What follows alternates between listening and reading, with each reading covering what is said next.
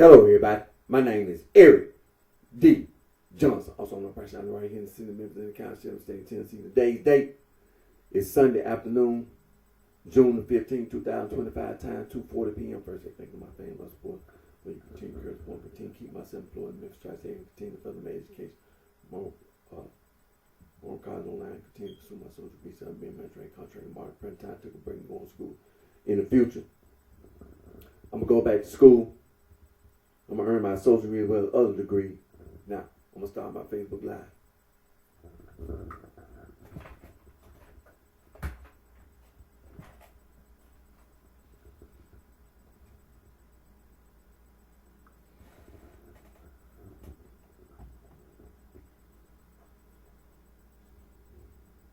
Hello, everybody.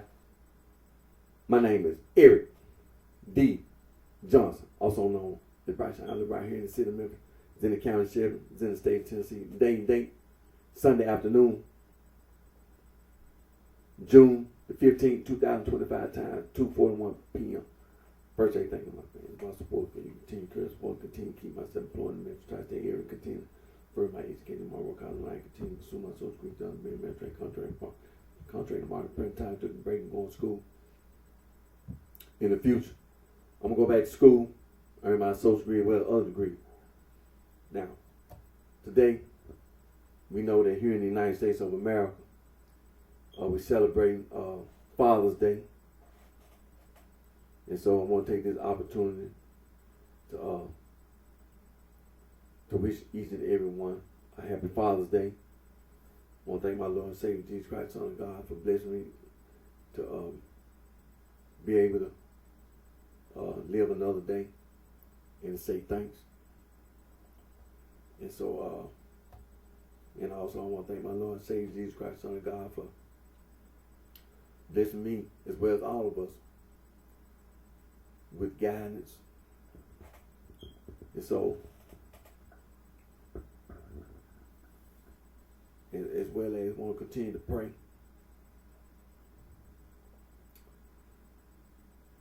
about wars that are being fought, as well as about these natural disasters, and just continue to pray to my Lord and Savior Jesus Christ, Son of God, and to always give thanks for all the blessings and the guidance He provides us all with.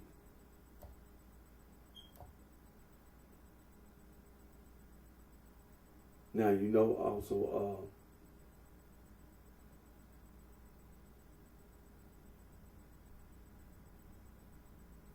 this week coming up here in the United States of America, we have another holiday that's coming up. It's Juneteenth, which is about the Civil War. Everybody didn't find out that the Civil War was over at the same time. And so, I hope and pray that any and everybody be able to have a blessed and safe Juneteenth celebration. That this is coming, what's the 19th? I think it's the 19th, which is Thursday.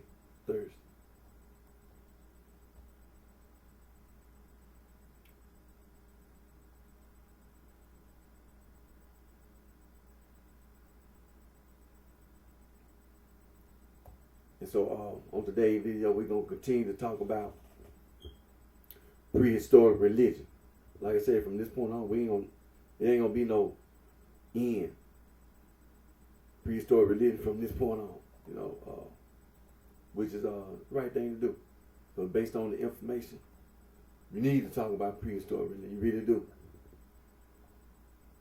Because there's some things that, you know, get my attention. First of all, just prehistoric religion. Period. When you say prehistoric religion, like prehistory, well, that's before all this recorded history. But you know, prehistory,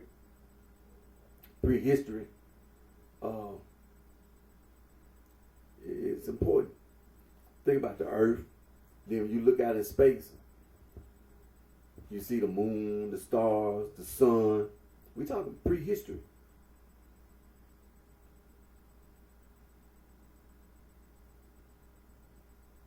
And think about all the things that surround, us, Homo sapiens. But what about in and everything? Water, air, the gases. You understand? As well as with the faunal and floral. All this stuff is important. And so when you say prehistory,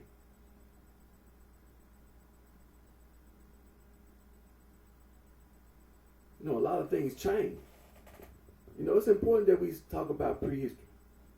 There's been a lot of things that have changed. The fauna and flora had to go through a change. The earth had to go through some changes. We talk about the glacial record. And we talk about how the earth, the continental drift. And we talk about the orbit of the earth. This earth, there's a lot of things about this earth. You talking about prehistory.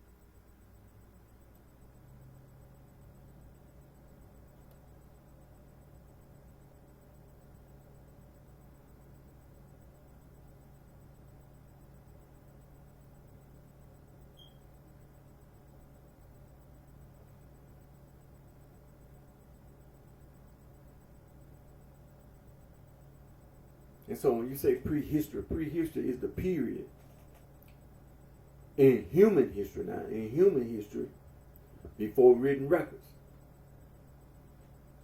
Now, we don't have no written evidence about a lot of things.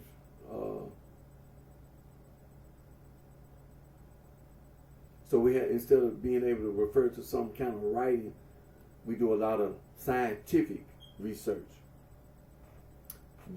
For example, archaeological research, anthropological research.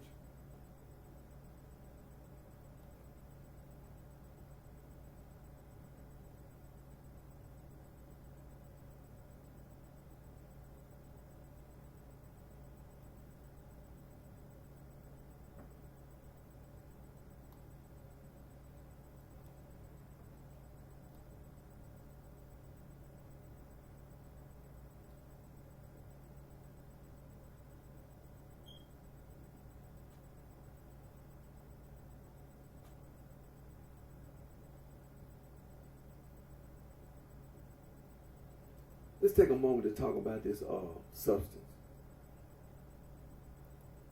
Red ochre. Now, this is something that's it's a natural clay earth pigment. It's a mixture of ferric oxide and varying amounts of clay and sand. And it says that it ranges in color from like yellow to deep orange or brown. Okay.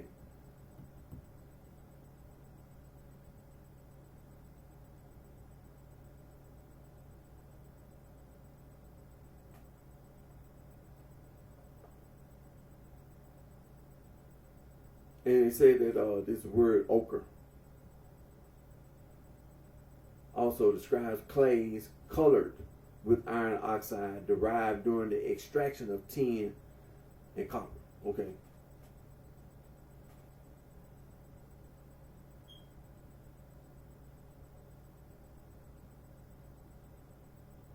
Now we're going to go to the historical use in art and culture, the prehistory.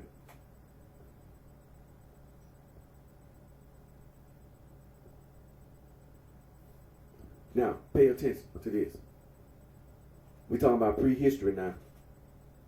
Over recent decades, red ochre has played a pivotal role in discussions about the cognitive and cultural evolution of early modern humans during the African Middle Stone Age. In Africa, evidence for the processing and use of red ochre pigments has been dated by archaeologists to around 300,000 years ago. And the climax of the practice coincided broadly with the emergence of Homo sapiens. Evidence of ochre's use in Australia is more recent, dated to 50,000 years ago, while new research has uncovered evidence in Asia that is dated to around 40,000 years ago.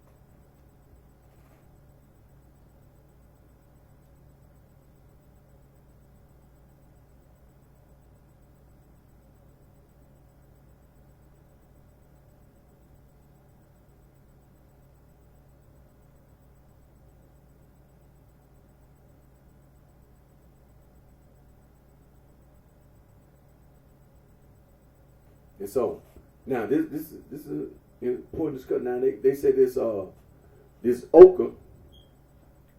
it has been found in Blombos Cave in South Africa, dated around 75,000 years ago, as well as Mungo Man in Australia was buried, sprinkled with red ochre around 40,000 years ago. And then they talking about in Wales, the Paleolithic burial called the red later pavilion from its coating of red ochre, dated around 33,000 years ago.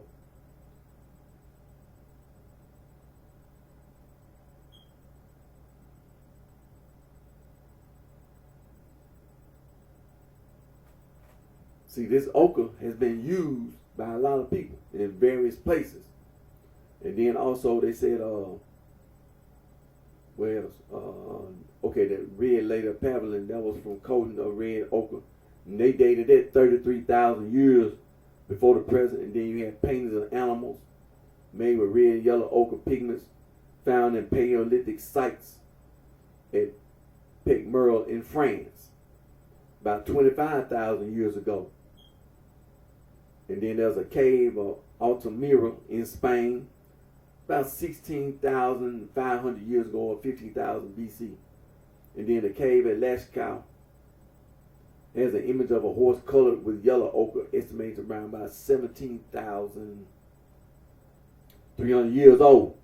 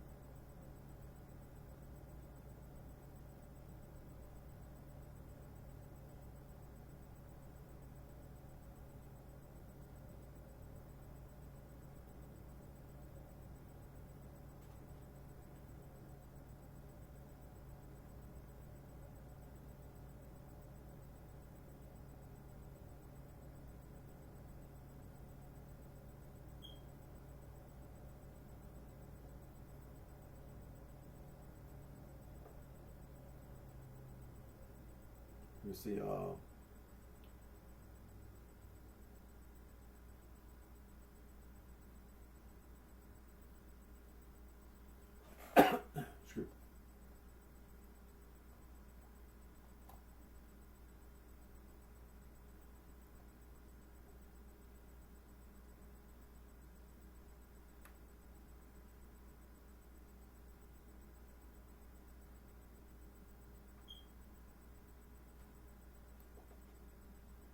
So this okra stuff is very prevalent.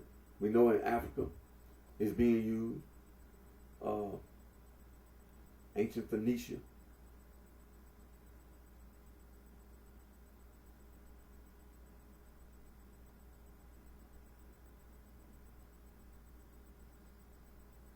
Even in ancient Greece and Rome, they used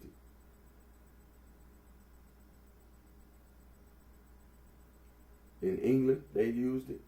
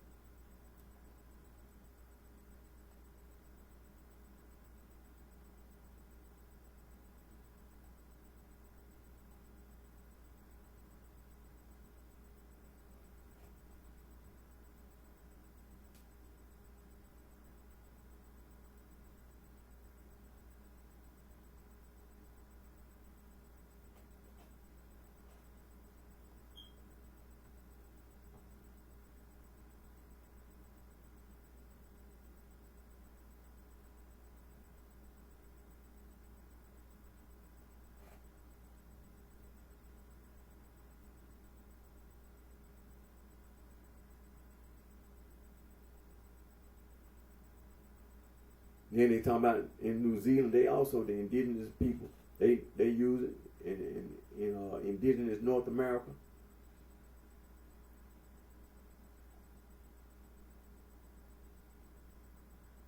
As well as colonial North America during the Renaissance. So see, this red ochre stuff, this substance is very prevalent.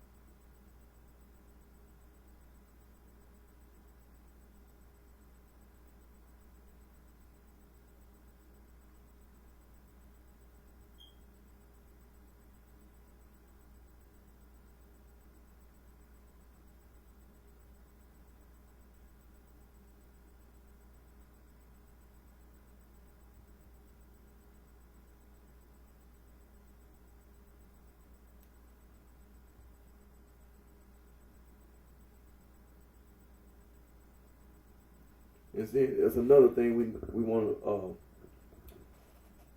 look at today. It is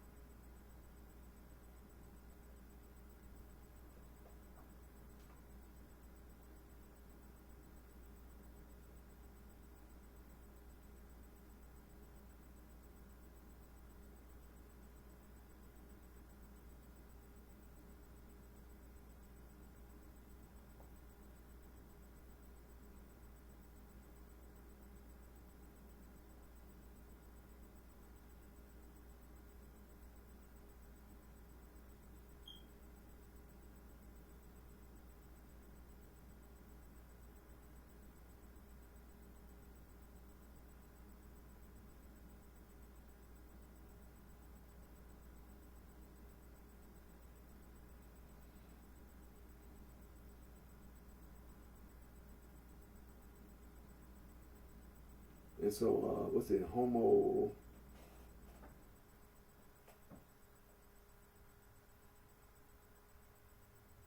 That's what we're looking at. We want to also look at this. Now, we were talking about this red ochre when we talking about this prehistoric religion. Now, we were talking about how red ochre is so prevalent. And so when we classify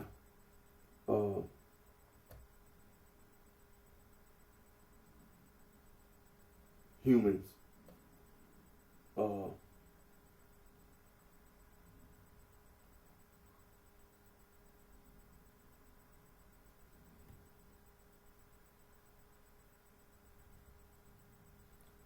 some of the pronunciation, scientific terminology. Hominini form a taxonomic tribe of the subfamily Homininae. They comprise two extinct genera, Homo, humans, and Pan, chimpanzees and bonobos.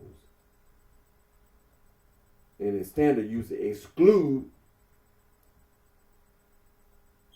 the genus gorilla, which is grouped separately within the subfamily Homininae.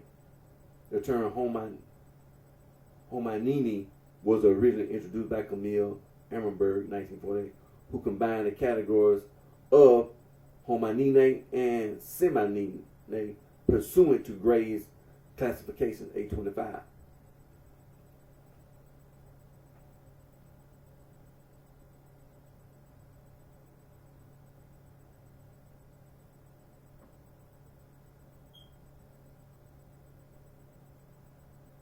And so,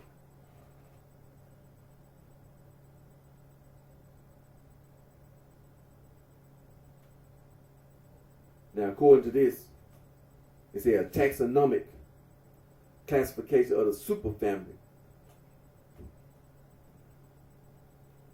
Now, watch my pronunciation now.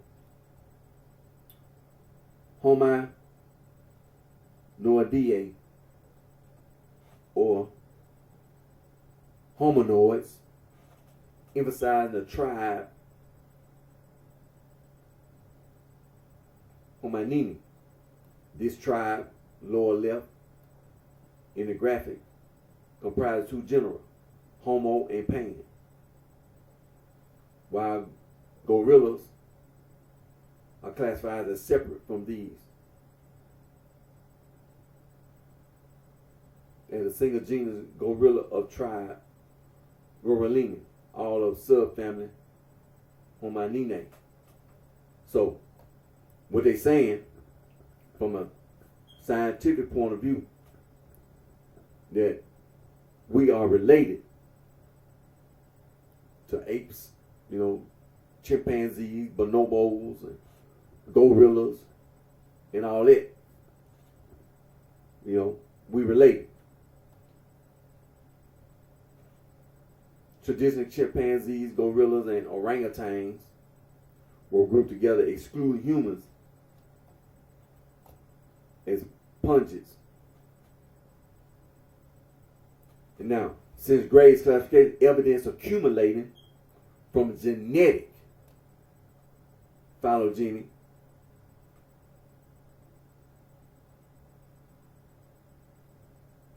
now, what that means is this. Phylogeny is a graphical representation which shows the evolutionary history between a set of species or taxa during a specific time. In other words, it is a branching diagram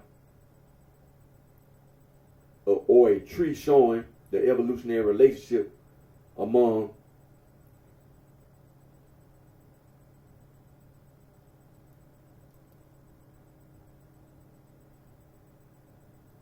various biological species or other entities based upon similarities and differences in their physical or genetic characteristics. In evolutionary biology, all life on Earth is theoretically part of a single phylogenetic tree, including common ancestry. Phylogenetics is the study of phylogenetic trees. The main challenge is to find a phylogenetic tree representing optimal evolutionary ancestry between a set of species or taxa. Computational phylogenetics, also phylogenetic reference, focuses on the algorithms involved in finding optimal phylogenetic tree in a phylogenetic landscape. All right.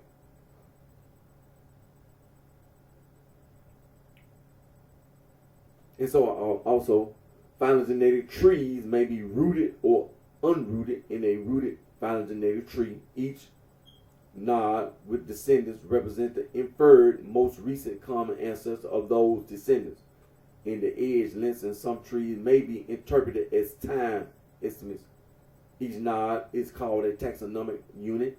Internal nodes are generally called hypothetical taxonomic units as they cannot be directly observed. Trees are useful in fields of biology such as bioinformatics,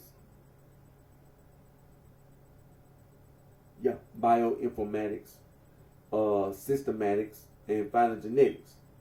Unrooted trees illustrate only the relatedness of the leaf nodes and do not require the ancestral root to be known or inferred. Okay, so let's click back over.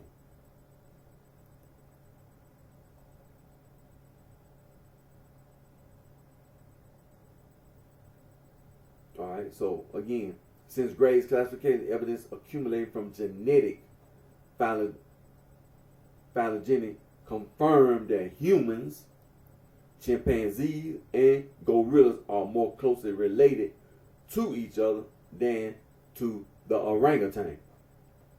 The orangutans were reassigned to the family Hominidae, the great apes, which already included humans, and the gorillas were grouped as a separate tribe, Gorillinae, of the subfamily Homininae. Still, details of this reassignment remain contested, and the publishing sense on tribe Hominini. Not every source excludes gorillas, and not every source includes chimpanzees. All right. Now, pay attention. Humans are the only extant species in the Australopithecine branch.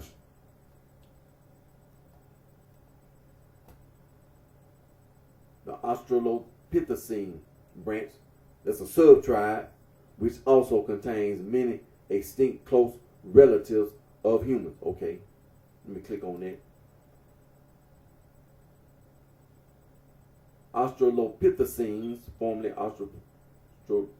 Australopithecina or Hominina, are generally any species in the related genera of Australopithecus and Paranthropus.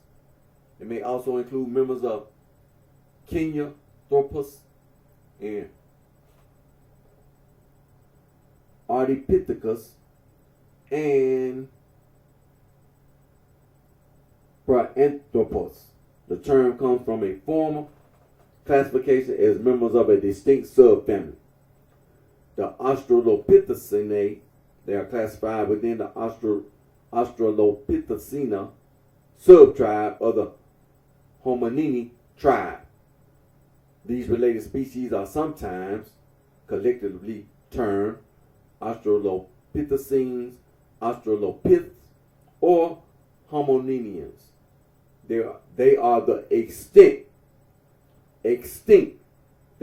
extinct, close relatives of modern humans, and together with the extinct genus Homo, comprise the human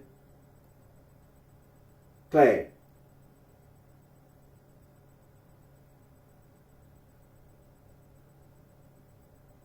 Now, what they talking about there, when they talking about this clade, in biology, a clade, also known as a monophyletic group or natural group is a group of organisms that is composed of a common ancestor and all of its descendants.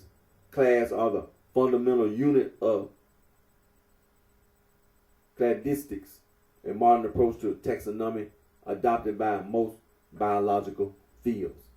All right, and there is no general agreement to whether Australopithecines are closest relatives of modern humans, as it has been argued that they are more closely related to extinct African apes.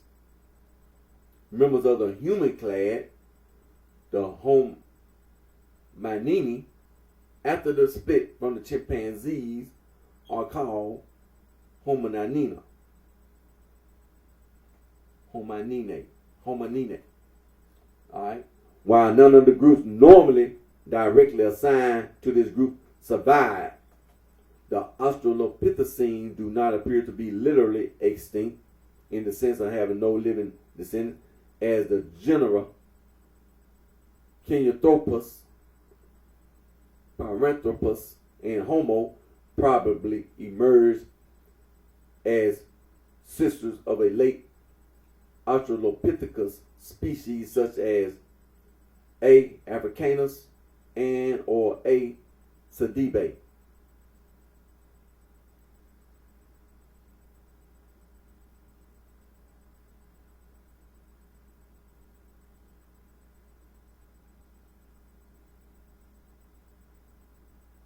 All right.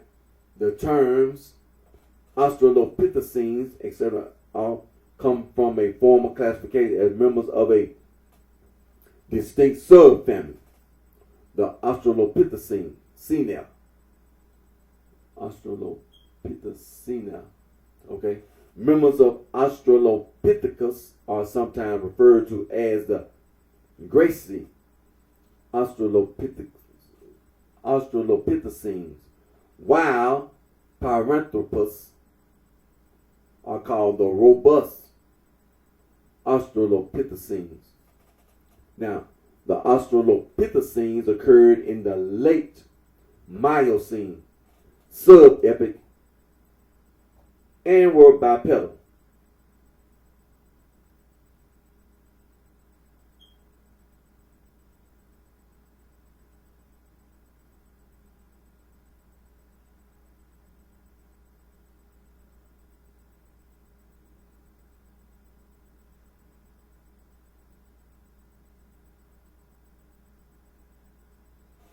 And so, let me say that again. Make sure you pay attention to what that means. The Australopithecines occurred in the late Miocene. Now, what's this late Miocene? It is a sub-epoch of the Miocene epoch made up of two stages: the Tortonian and Mesocenian stages comprise the late Miocene sub-epoch, which lasted from 1163, and it's a sub-epoch, and they were bipedal. Now, what's bipedal? Now, bipedal, pay attention, is a form of terrestrial locomotion, where an animal moves by means of its two rear limbs or legs. An animal or machine that usually moves in a bipedal manner is known as a biped, meaning 2 feet. Types of bipedal movement include walking or running and hopping. All right, so that's what they're talking about. And they were dentally similar to humans, but with a brain size not much larger than that of modern non-human apes. So that's what the difference comes. Saying that their brain was smaller, with lesser encephalization. Okay, let's focus on that right there. Encephalization is a relative brain size measure that is defined as a ratio between observed and predicted brain mass for an animal of a given size, based on non-linear regression on a range of reference. All right. Then in the genus Homo. So what they talking about here is that this particular Australopithecine, who came about in the late Miocene, was bipedal, used 2 feet to run, to jump, and hop. His brain was a little bit littler though than modern humans. Now humans, genus Homo, may have descended from Australopithecine ancestors. In a general Ardipithecus,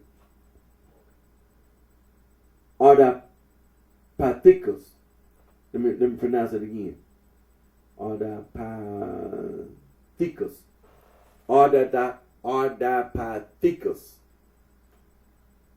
Oronin, or the Sahelanthropus.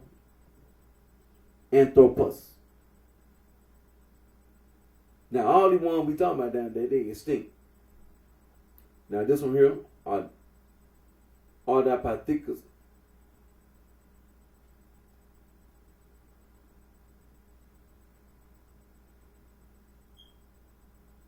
is a genus of Ardipithecus is a genus of an extinct hominini that lived during the late Miocene and early Pliocene epochs in the AFR Depression, Ethiopia, originally described as one of the earliest ancestors of humans after they diverged from the chimpanzees. The relation, so that's where they came from. All right. Now, what's this other one? Ororin. Let me see this. Ororin is an extinct genus of primate within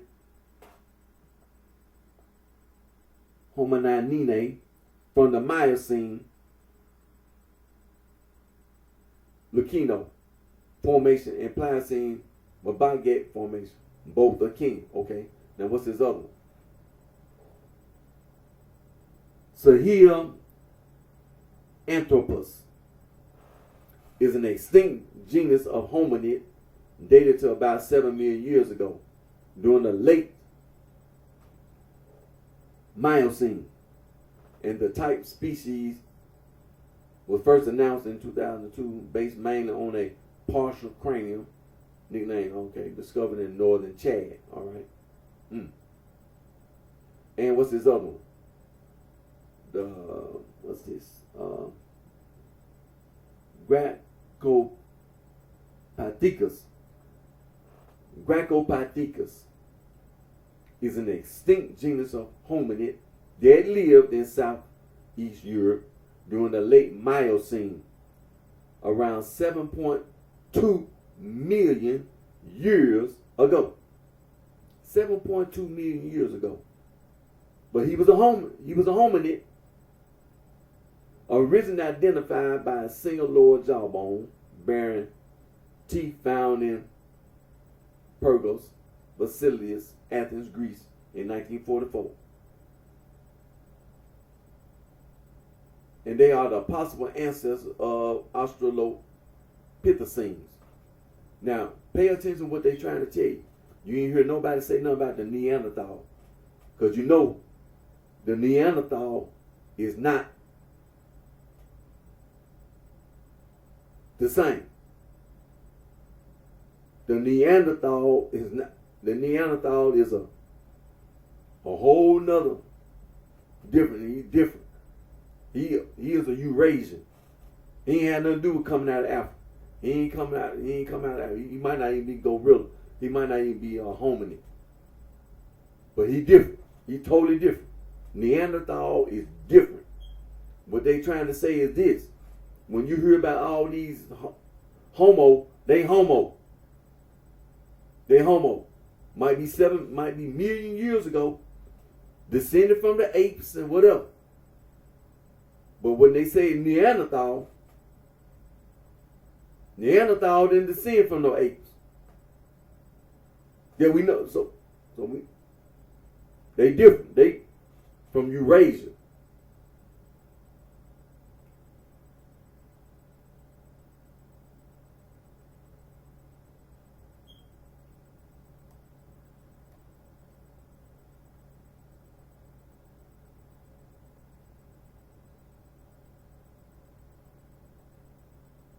Now, let's look at some of these physical characteristics. Now, what they talking about now, all the ones we just got through talking about. The Australopithecina. Let me get my pronunciation. Let me go slow. Austral and break it down to syllables. Go slow and break it down to syllables. Okay. All right. Australopithecinae. And then you have, what's that? Australopithecus. And then you got all these up under Australopithecus. Then you have Paranthropus. Yeah, Paranthropus. And then you have those that's up under that. Then you have those that up under what we just got to pronounce. Let me go slow now. Break it into syllables. Ardipithecus. Ardipithecus.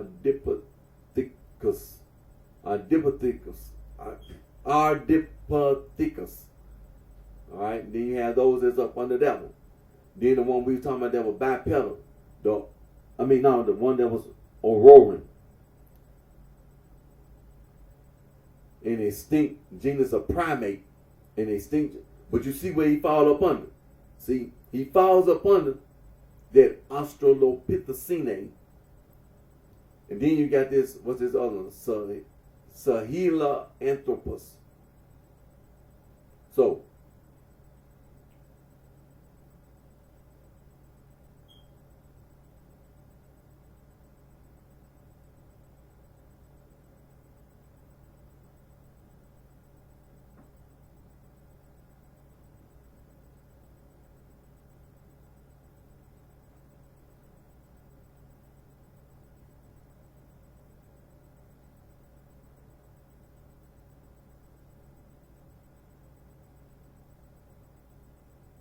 and so, now let me talk about this physical characteristic. The postcranial remains of Australopithecines show they were adapted to bipedal locomotion. Pay attention now. That's very important. When you talk about this bipedal locomotion, we talking about using our 2 feet to run, to jump, and hop. That's what they're talking about. But did not walk identically to humans. They had a forearm to upper arm ratio similar to golden ratio, greater than other hominids. They exhibited greater sexual dimorphism.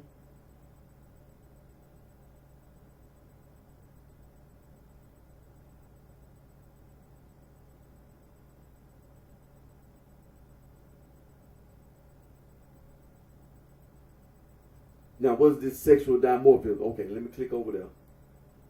Let's click over there. You had to make me scratch my head on them. Like, wait a minute, whoa. Wait a minute, say what? Say what? Sexual dimorphism. Wait a minute. Hold on, Professor. Like, wait a minute. Hold on. We moving too fast. Hold on. Stop right there. Wait. We had to say, wait. Sexual down what? You throw that sex in there. Like, wait a minute. Hold up in the cat. Wait a minute. Oh, shit. I'm a little retarded on it. Wait a minute. Shoot. I'm going to need some tutoring on that one. That was sexual. Down more. Wait a minute. Wait a minute. Alright, okay. Alright, wait a minute. Alright, sexual dimorphism is a condition. Is the condition where sexes of the same species exhibit different morphological characteristics.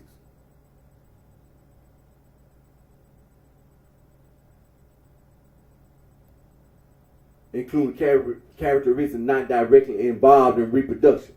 It said the condition occurs in most dioecious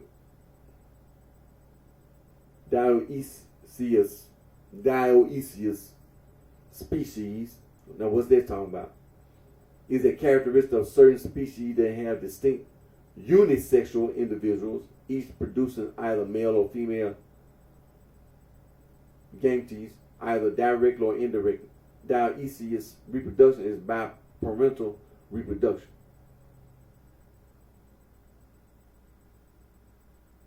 Okay. All right. And it said which consists of most animals and some plants. All right. Differences may include secondary sex characteristics. Okay, wait a minute.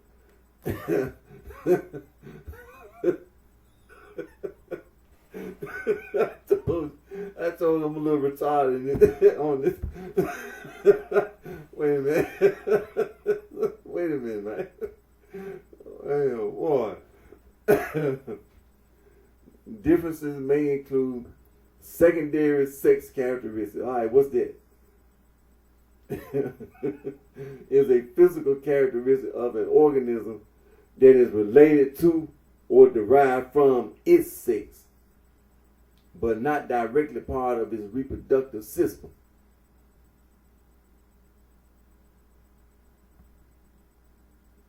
And like,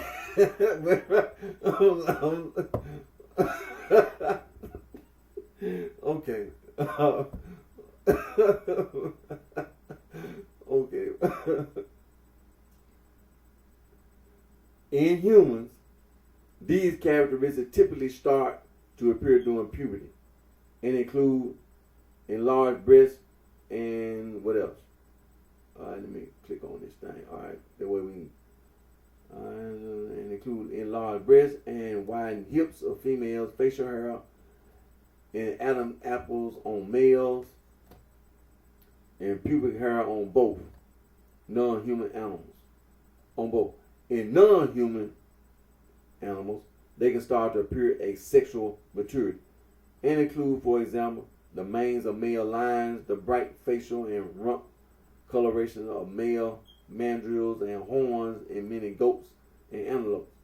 All right, secondary sex characteristics are particularly evident in the sexually dimorphic phenotypic traits that distinguish the sexes of a species.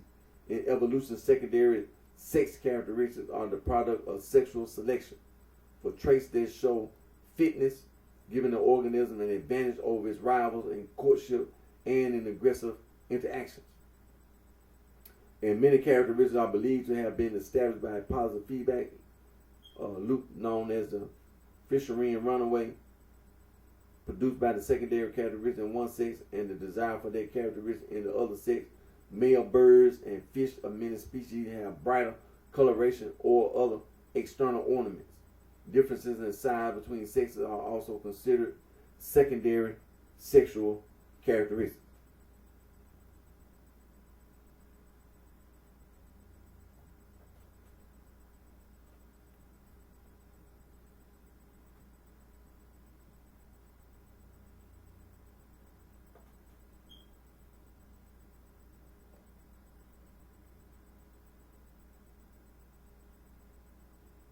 All right.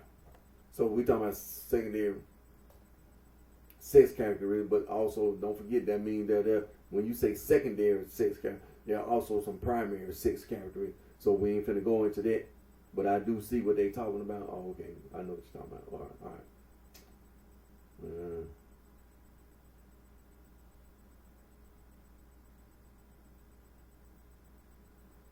All right. So sexual dimorphism. All right, okay. And so differences may include secondary sex characteristics, size, weight, color markings, or behavioral or cognitive traits. Male reproductive competition has evolved a diverse array of sexually dimorphic traits. Aggressive utility traits such as battle, teeth, and blunt heads, reinforced as battering rams, are used as weapons in aggressive interaction between rivals. Passive displays such as ornamental feathering or song calling have also evolved mainly through sexual selection. These differences may be subtle or exaggerated and may be subjected to sexual selection.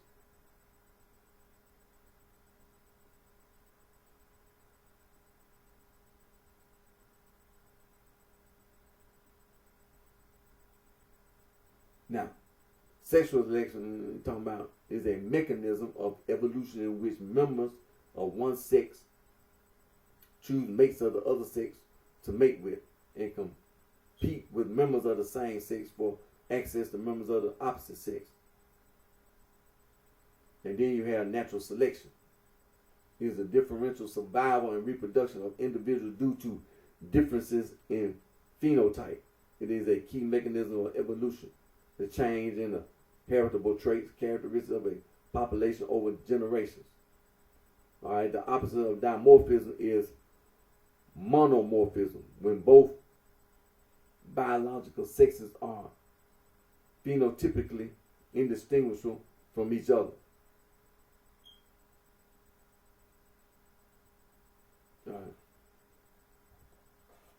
All right, so let me click back over here. Had to try to, my brain, All right, so let me see, exhibited greater sexual dimorphism there. Okay, so we click back over the physical characteristics.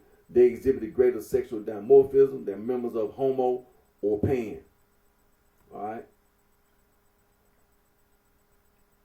But less so than gorilla or pongo.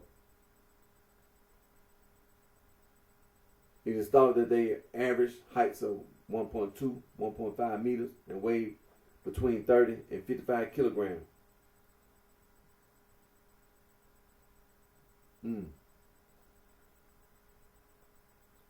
Oh, they want that big, man. What they saying is thought they average heights of 1.2 to 1.5 meters. So you talking about 3.9 or 4.9 feet. You're not even 5 feet tall. That's what they're saying. That was the average height. And when they're talking about the weight, they weigh about 30 or 55 kilograms. You're talking about 56 to 121 pounds. And that's the reason why the brain size may have been 350 cc to 600 cc. The post canines, the teeth behind the canine, were relatively large and had more enamel compared to contemporary apes and humans, whereas the insides of the canine were relatively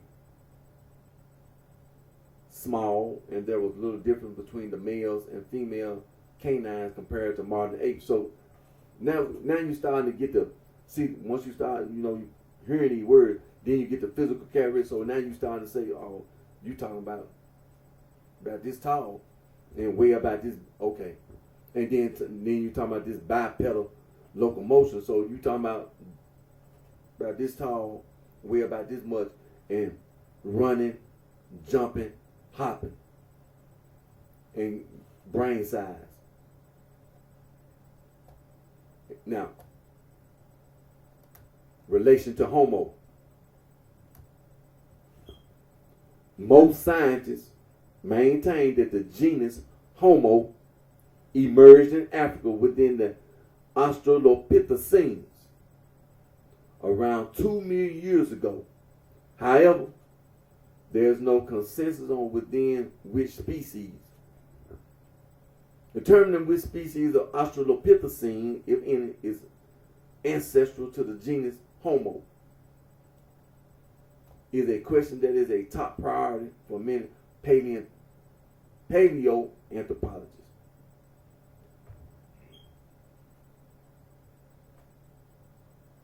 But one that will likely elude any conclusive answer for years to come.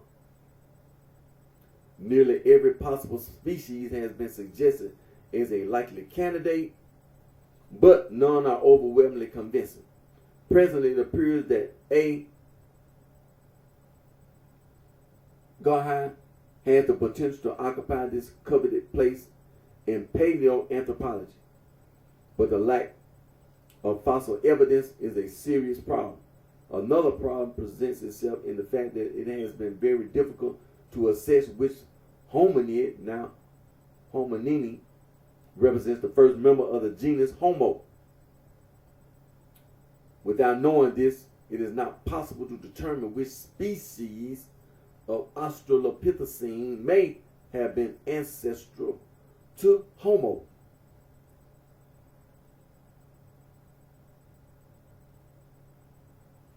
And okay. Now you also have Asian Australopithecines. A minority view among paleoanthropologists is that Australopithecines moved outside Africa. One proponent of this theory is James Lorenz, former head of paleoanthropology at the Research Institute of Secklenburg. All right, this robust Australopithecines had reached not only Indonesia as Meganthropus, but also China. In this way, we arrive at the conclusion that the recognition of Australopithecines in Asia were not confused, but could help to clarify the early evolution of hominins on that continent. This concept would explain the scanty remains from Java and China as relic of an Asian offshoot of an early radiation of Australopithecus, which was followed much later by an African immigration of Homo erectus, and finally became extinct after a period of coexistence.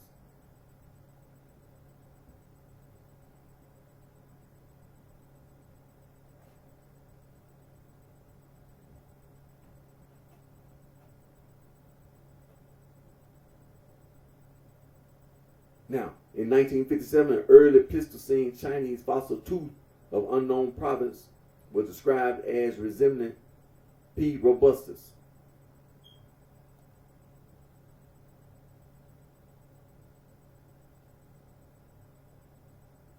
Three fossilized molars from Jiangxi, China, were later identified as belonging to an Australopithecus species. However, further examination questioned this interpretation. Zhang, 1984, argued the Jiangxi teeth and unidentified tooth belonged to H. erectus. Also dispute the Jiangxi Australopithecine link and argued the Jiangxi molars fall within the range of Homo erectus.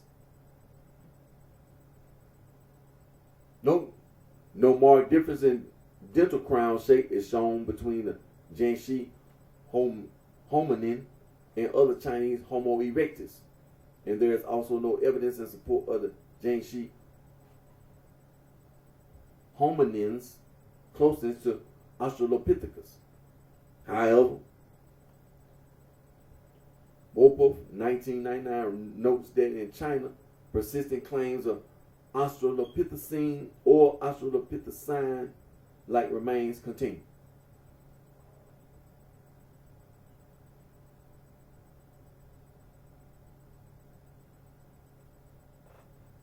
Okay, let me say that again.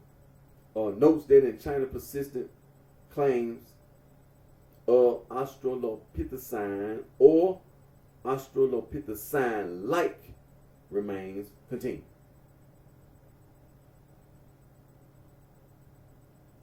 They're saying that they have persistent claims of Australopithecine or Australopithecine-like remains continue. Okay. So let's click back over.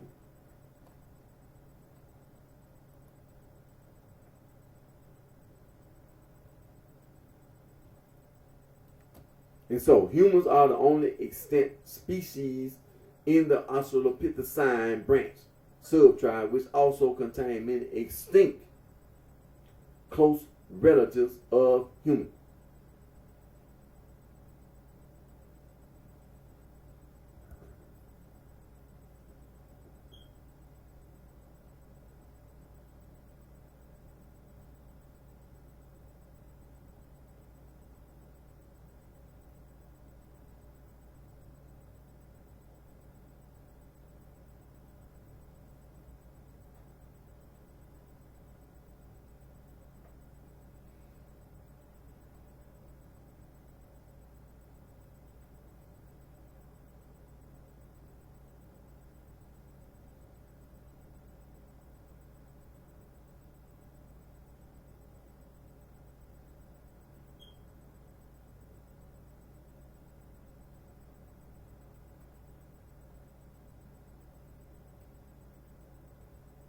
Let me just read something right quick.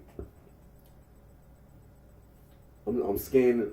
I clicked back over to where we was at, but I'm scrolling down. All right, we got terminology and definition. All right, then we got cladogram.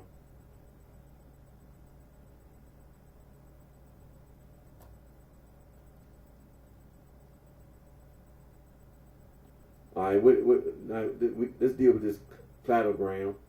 The cladogram is a diagram used in cladistics to show relation among organisms. A cladogram is not, however, an evolutionary tree because it does not show how ancestors are related to descendants, nor does it show how much they have changed. So many different evolutionary trees can be, so that's what a cladogram.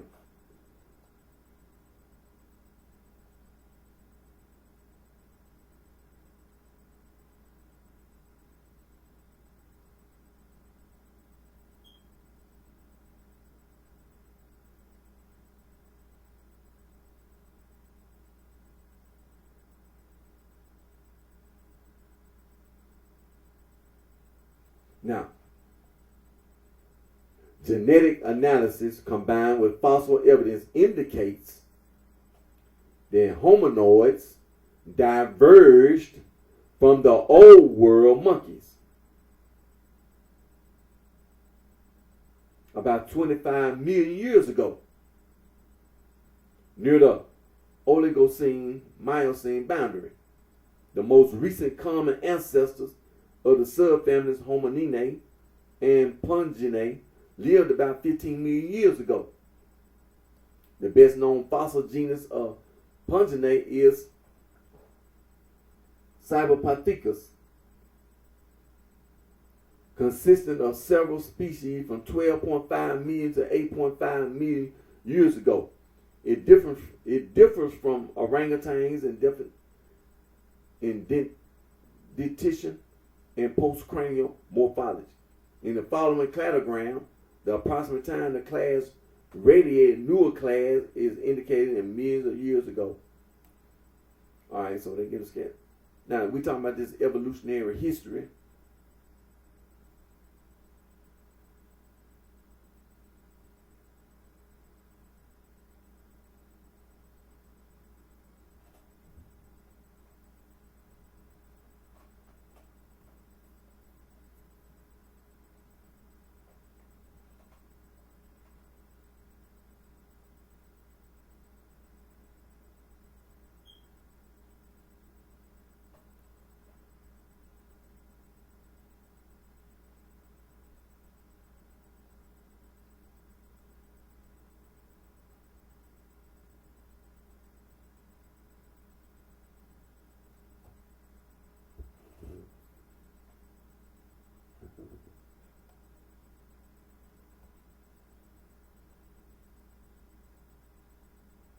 Now, we all familiar with DNA in this day and time. In this day and time, I know you done heard about DNA. Some shape, form, fact. You done heard about DNA. So when we talking about this human and they found all these fossils and so on and so forth, they also include DNA in the study.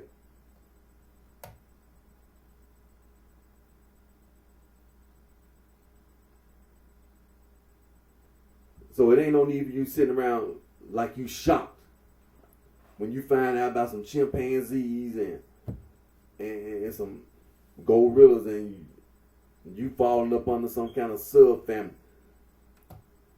Ain't no need you sitting around shocked.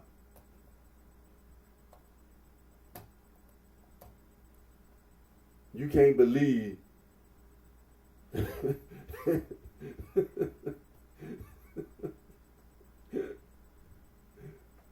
every time you go to the zoo, every time you watch National Geographic, every time you watch some kind of animal show,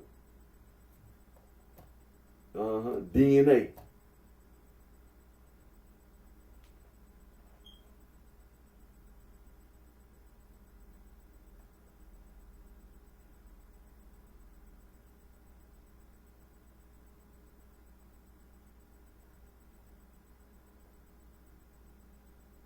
All right, so I'm going to read this. Now, both Sahelanthropus and Ororin existed during the estimated duration of the ancestral chimpanzee human speciation events within the range of 8 to 4 million years ago. Very few fossil specimens have been found that can be considered directly ancestral to genus Pan.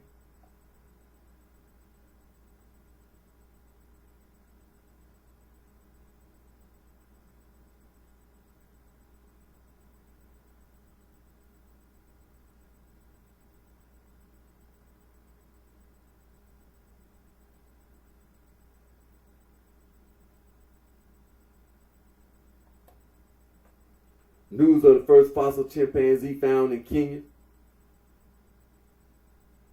was published in 2005. However, it is dated to very recent time, between 545 and 284,000 years ago.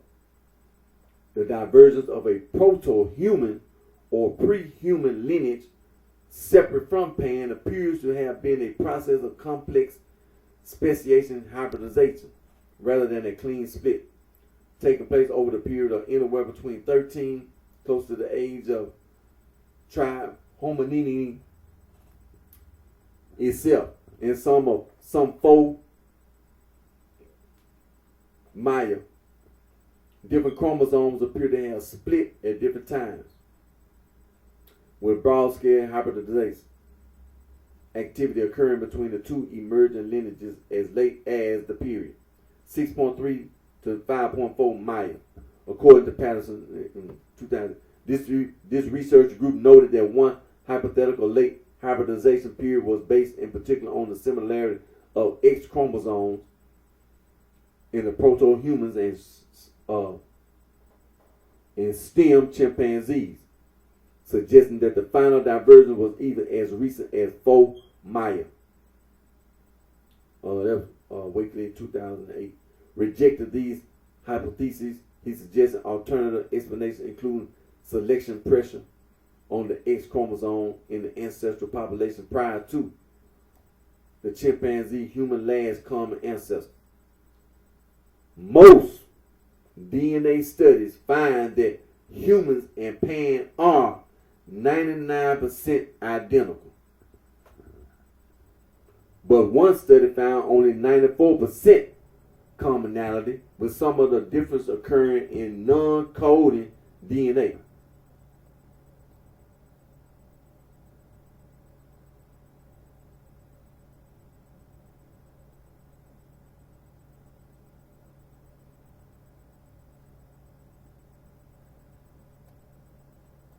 Now, I ain't finna even get going there, let the medical field deal with that non-coding DNA. I haven't read it, but alright. It is most likely that the Australopithecines, dating from 4.4 to 3 Maya, evolved into the earliest members of genus Homo.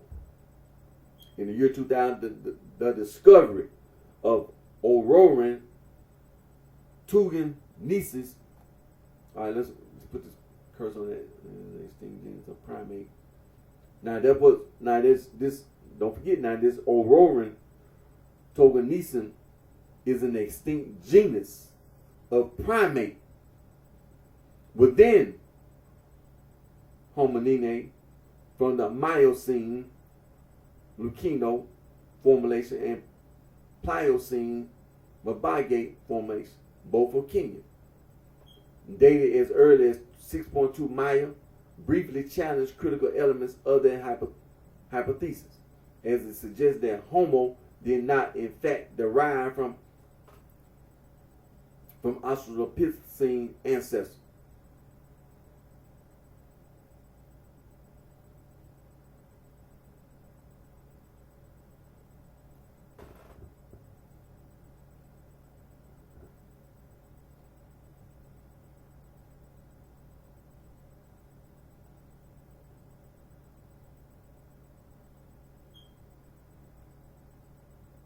Now they got a list of known hominid species. It's a long list.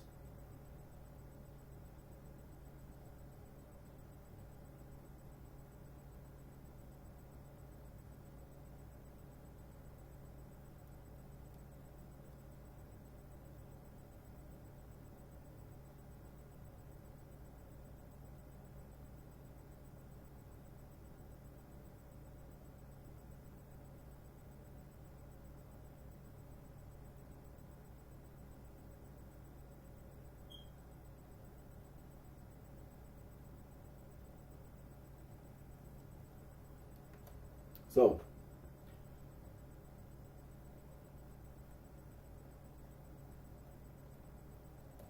like I said, man, you know, when we talking about this hominini,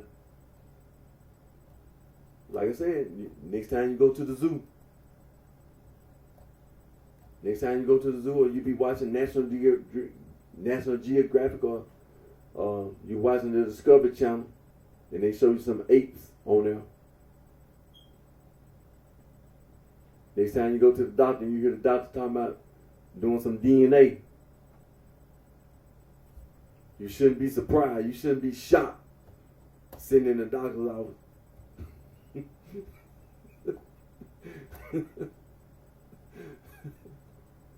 Trying to sit up there like, what? I didn't.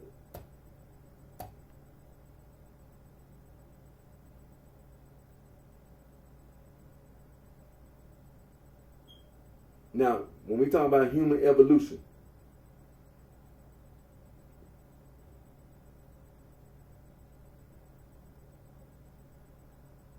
so now let's put this in a proper perspective. Now, when we talk about prehistoric religion, of course, you know, prehistory, like they said. Now you see the reason why they say 99% of human history is unrecorded. We talking million. You see what we sitting here talking about? But they found some fossils, millions of years old. Millions. So you got all this prehistory that's not written down. It's not written down. But it's human history. That's what the reason why they say it, human history. Because these, no matter what you're thinking, it's human evolution. And so human history, prehistory, that's what they're referring to. That's what they're talking about. So when you talking about the Paleolithic, that's what that's what the scientists talking about, Paleolithic.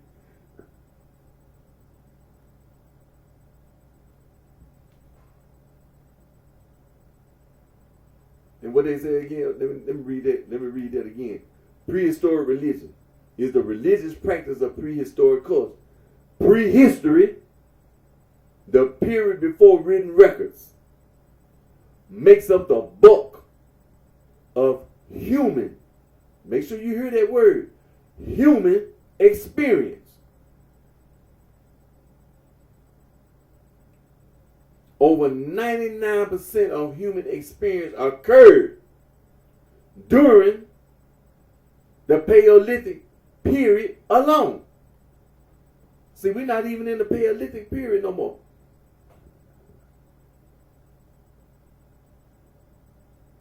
And see, prehistoric cultures span the globe and existed for over 2.5 million years.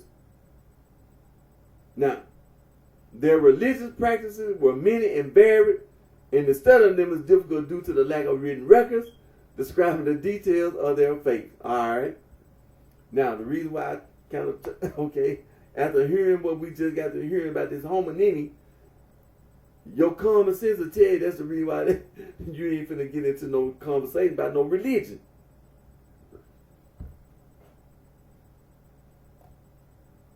Because you talking about, okay, the Paleolithic period, you talking about lower, middle, and upper. And so,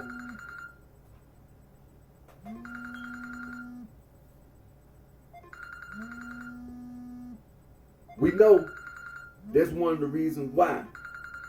You know what I'm saying?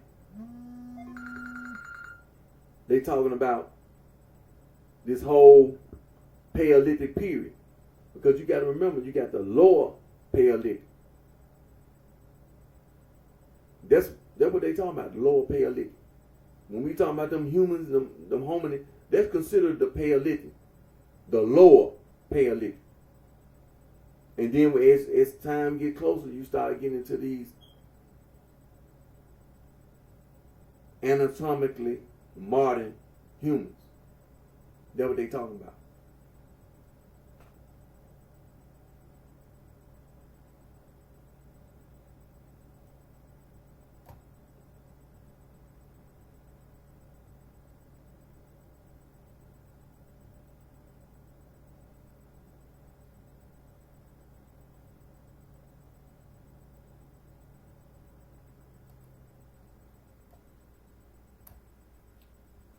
Now don't be confused now.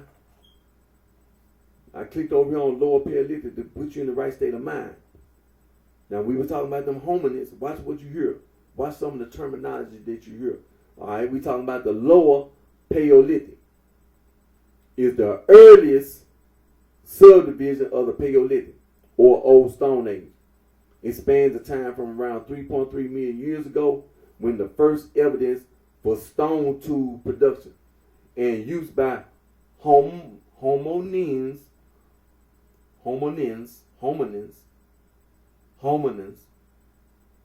appears in the current archaeological record. You heard that word, hominins.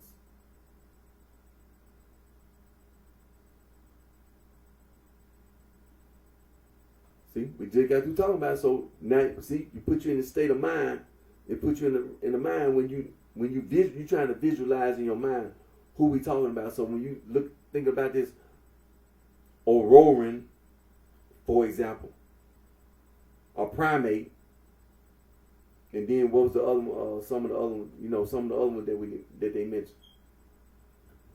They were all hominins. They weren't paying now. They weren't paying. Because we know the pan is what? Gorilla and the orangutan. But when you say hominins, so now you, in your mind, you starting to visualize, you say, oh, okay, I'm starting to visualize this lower Paleolithic. I'm starting to see some, they kind of look like, you see what I'm talking about? And it might be about, it's a possibility, it might be about, you know.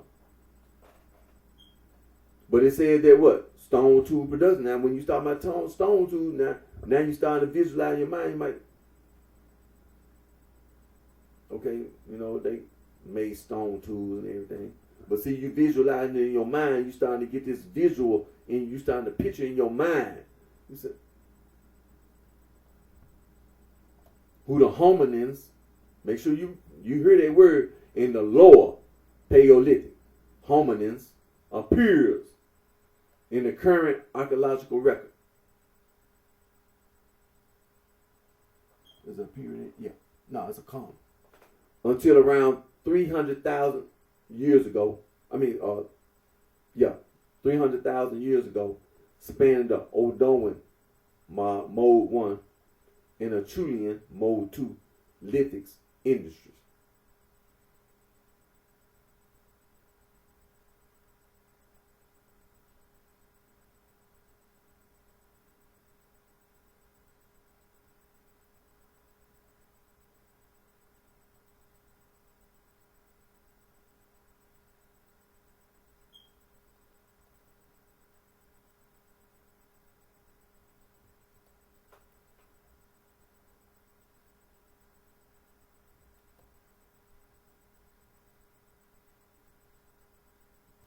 Let me read this, all right? I'm on the same page. See, we talking about humans. And I want you to hear some of the classifications of the things. So we were talking about the lower Paleolithic. Let me scroll down. All right, we talking about the Gelasian. I want you to hear who it is. Listen to this. The lower Paleolithic began with the appearance of the first stone tools in the world, formerly associated with the emergence of Homo habilis some 2.8 million years ago.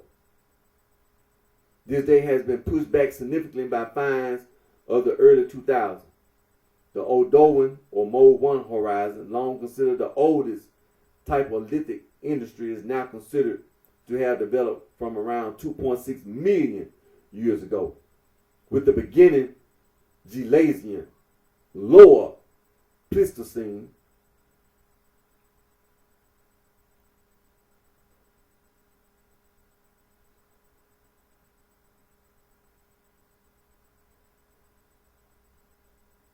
and when we start talking about this Pleistocene and Pliocene, all right, now this is supposed to be the lower Pleistocene. The early Pleistocene is an unofficial sub-epoch in the International Geological geologic time scale.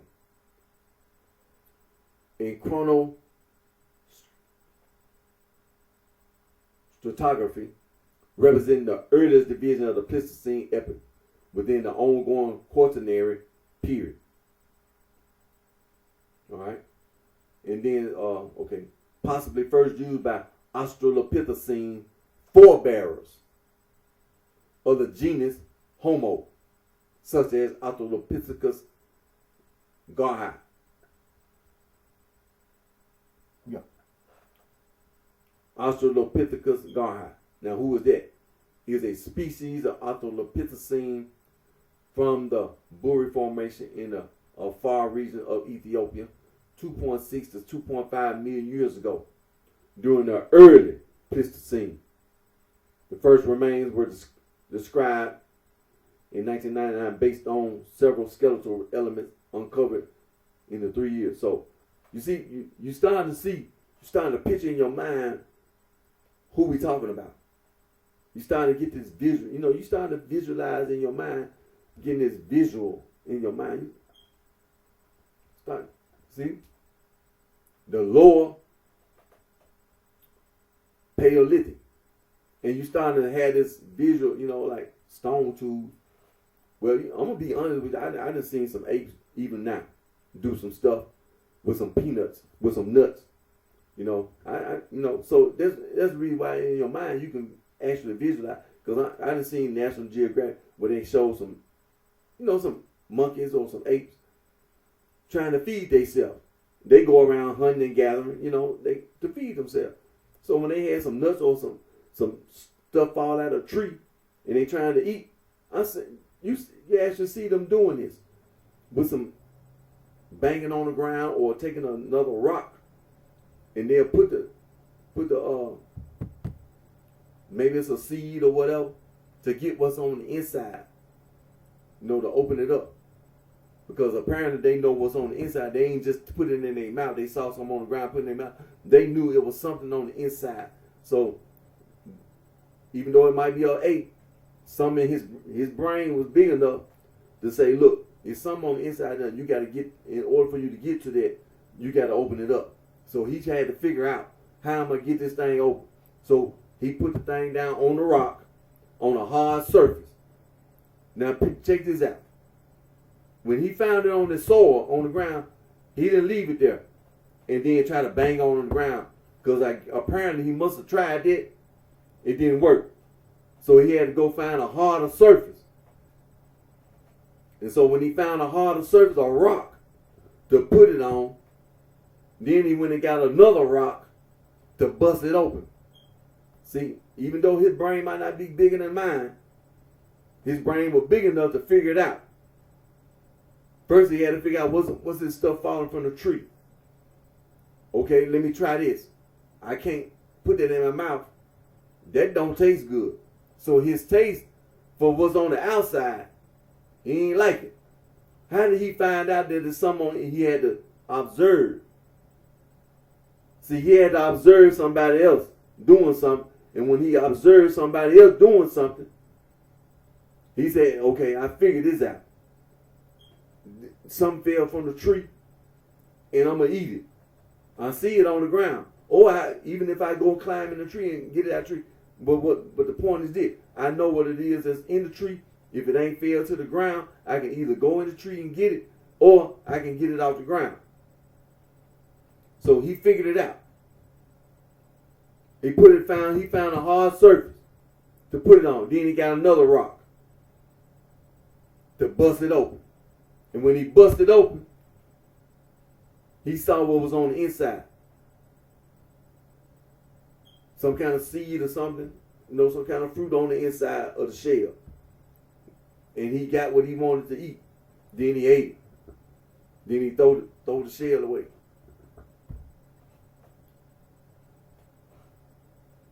But see, this is what they was talking about. This related to what the science is telling you about the size of your brain and about these stone tools and things of this nature. And when you picture in your mind about these stone tools and what they labeled it, let me scroll back up.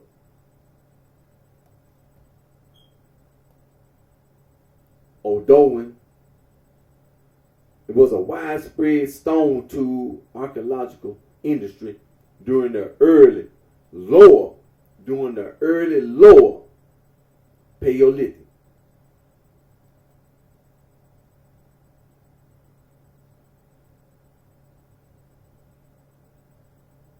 Spanning the late Pliocene in the first half of the early Pleistocene.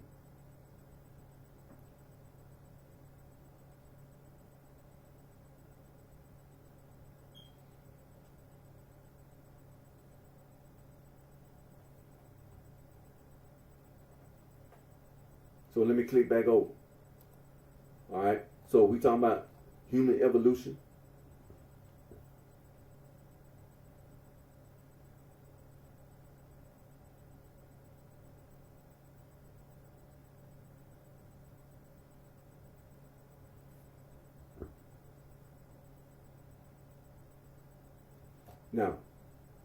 Now we talking about human evolution. Okay. The question of when religion emerged and evolved in psyche has sparked the curiosity of paleontologists for decades. On the whole, neither the archaeological record nor the current understanding of how human intelligence evolved suggests early hominins, pay attention to that word, hominins, had the cognitive capacity for spiritual belief. Religion was certainly present during the upper Paleolithic period. Pay attention. So when you talking about the lower Paleolithic, that's the earliest Paleolithic. Then you come from the lower Paleolithic to the middle Paleolithic and to the upper Paleolithic. So when they saying religion was certainly present during the upper Paleolithic period, dating to about 50,000 through 12,000 years ago, while religion in the lower and middle Paleolithic belongs to the realm of legend. And it may not.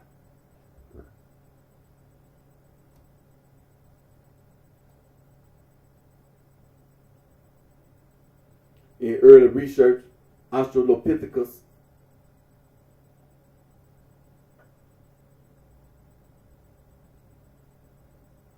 Now, the Australopithecus, or is a genus of early hominins that existed in Africa during the Pliocene and early Pleistocene. The genera Homo, Paranthropus, and Kenyanthropus evolved from some Australopithecus species. The first hominins to emerge in the fossil record were thought to have sophisticated hunting patterns. These hunting patterns were extrapolated from those of modern hunter-gatherers, and in turn, anthropologists and archaeologists pattern matched Australopithecus and peered to the complex rituals surrounding such hunts. These assumptions were later disproved, and evidence suggesting Australopithecus and peers were capable of using tools such as fire was deemed coincidental. For several decades, prehistorists consensus has opposed the idea of an Australopithecus faith. The first evidence of ritual emerges in the hominin genus Homo, which emerged between 2.3 million years ago and includes modern humans, their ancestors, and close relatives.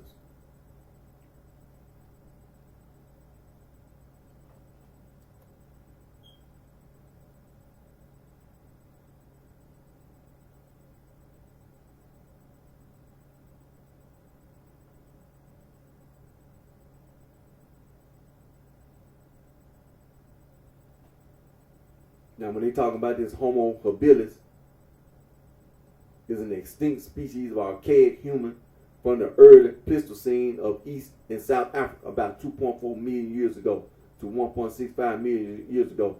Upon species description in 1964, Homo habilis was highly contested, with many researchers and then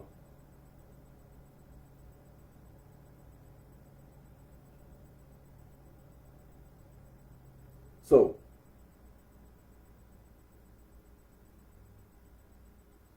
see, that's who it is.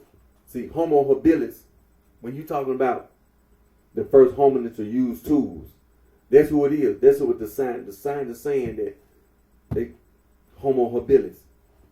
That's who it is. The Stone Age. When you're talking about the lower Paleolithic. And when you're talking about stone tools, that's who it is. Homo habilis.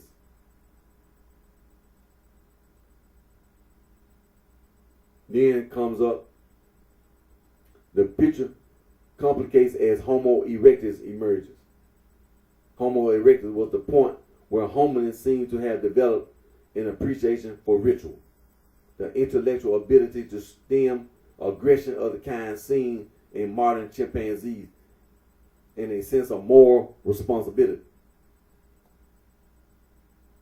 Though the emergence of ritual in Homo erectus should not be understood as the full flowering of religious capacity, it marked a qualitative and quantitative change to its forebearers. Now, this cannibalism came up in ritual mutilation among Homo erectus.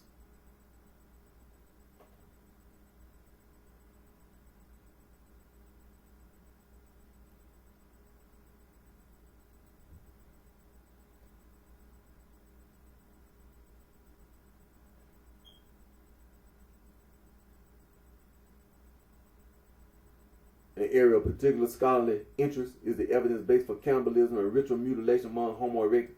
Skulls found in Java and at the Chinese Zhaokodin archaeological site bear evidence of tampering with the brain case of the skull in ways thought to correspond to removing the brain for cannibalistic purposes, as observed in hunter-gatherers.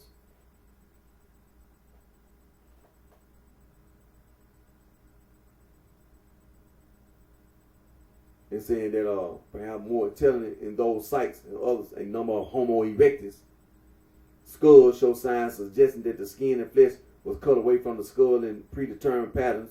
These patterns are likely to occur by coincidence or associated in turn with ritual.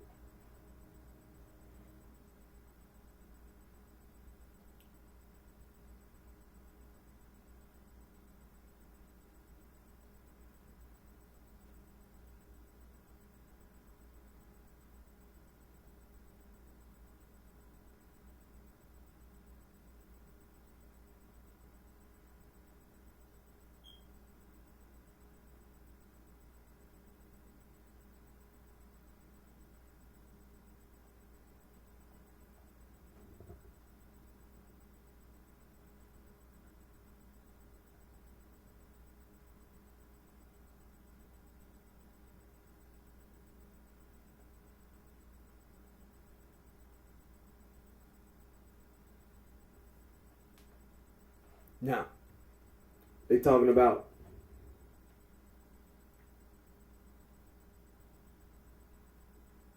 the lineage leading to anatomically modern humans.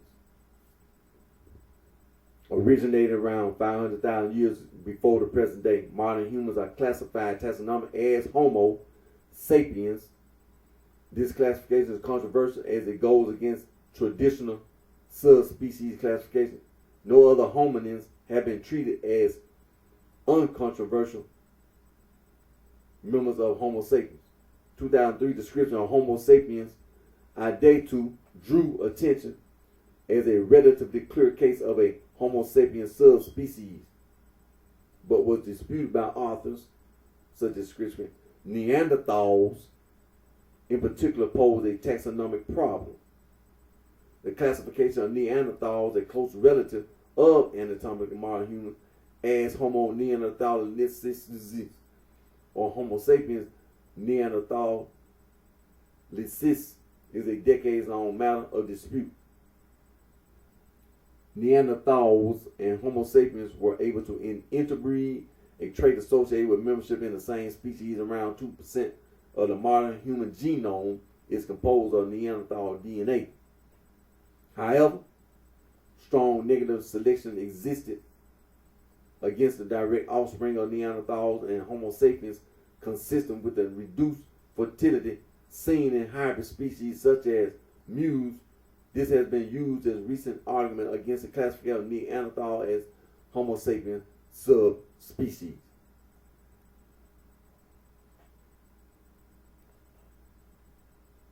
So there's no conclusive evidence of Neanderthal being a subspecies of anatomically modern human. That's what they're trying to say.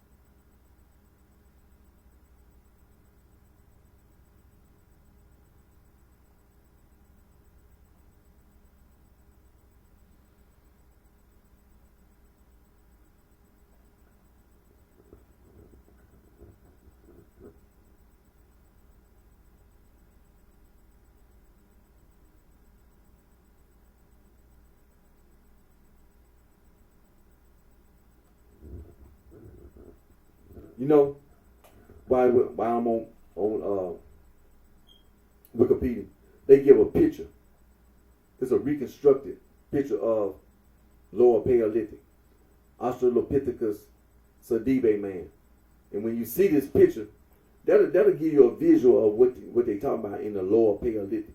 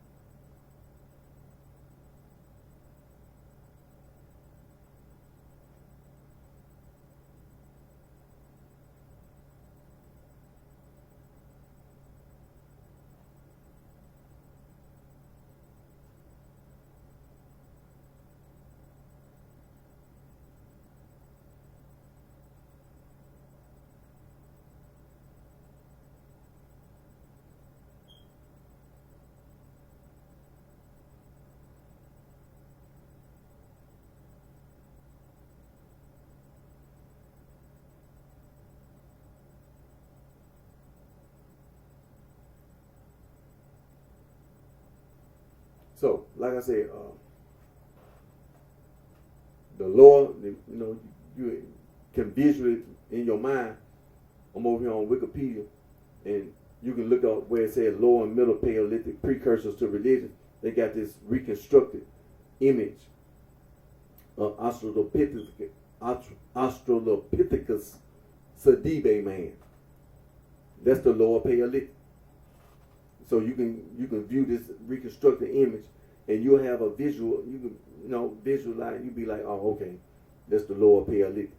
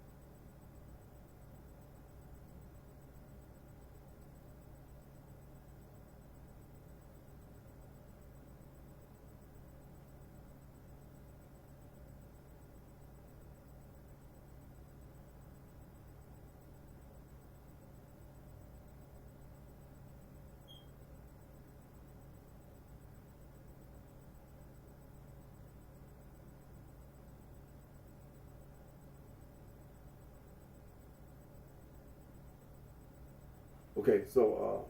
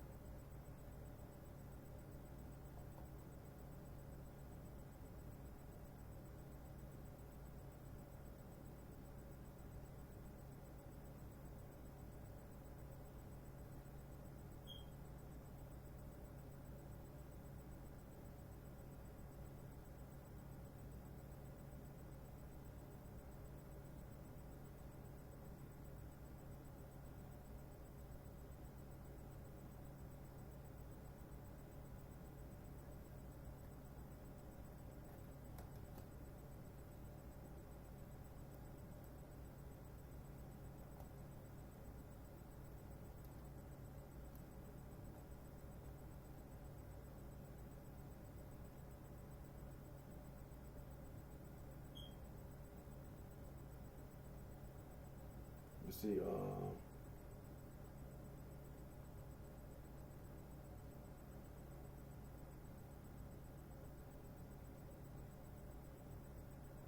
Where I see that?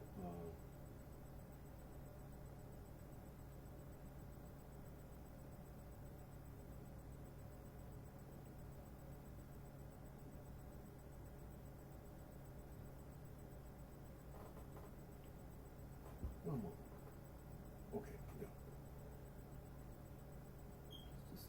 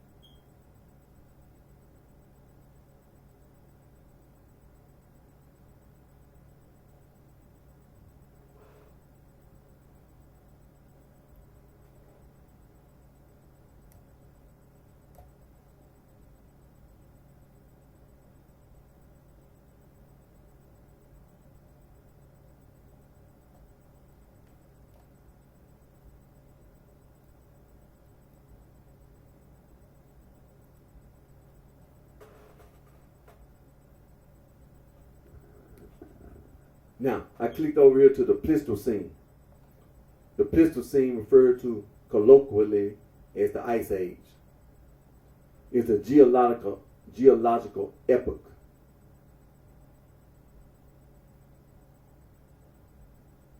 that lasted from 2.58 million to 11,700 years ago, spanning the Earth's most recent period of repeated glaciations, before a change was finally confirmed in 2009 by the International Union of Geological Science. The cutoff of the Pleistocene and the preceding Pliocene was regarded as being 1.806 million years before present.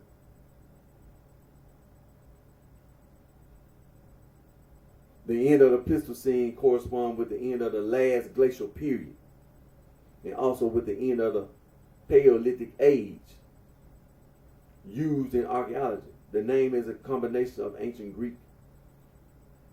So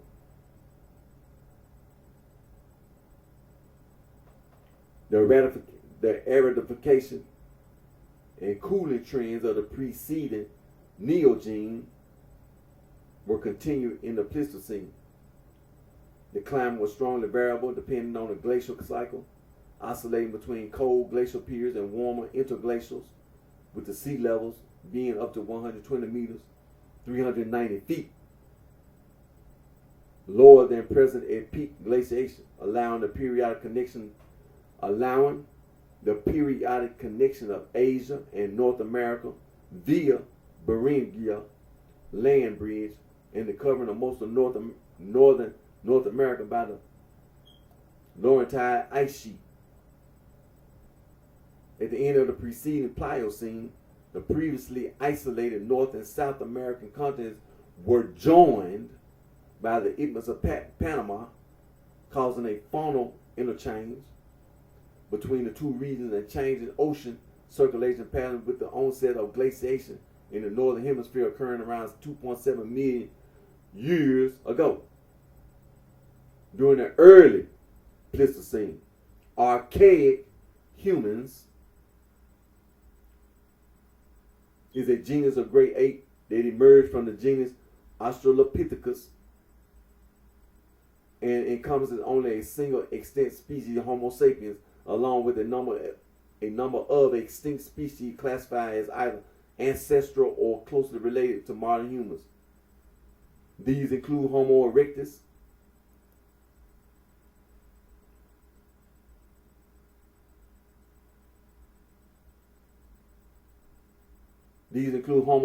and Homo neanderthalensis. The oldest member of the genus is Homo habilis. with records of just over 2 million years ago. Homo, together with the genus Paranthropus, is probably most closely related to the species Australopithecus africanus.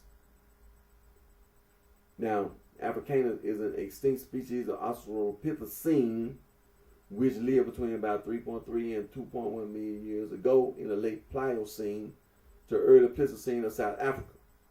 Species has been recovered from Tone, Sturfocatine, within Australopithecus.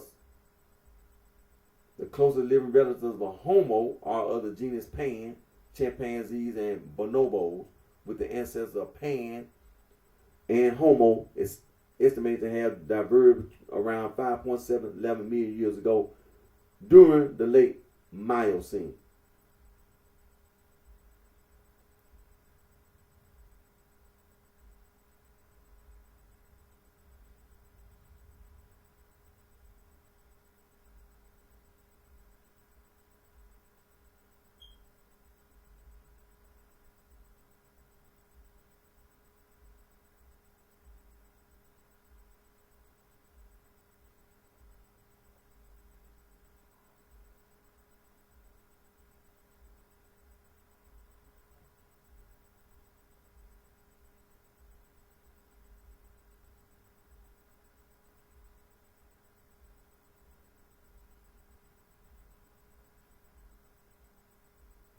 Now, pay attention. See, this is the reason why I want you to pay attention. I want you to listen. Homo erectus appeared about 2 million years ago and spread throughout Africa, debatably as another species called Homo ergaster in Eurasia in several migrations. So we're talking about Homo erectus.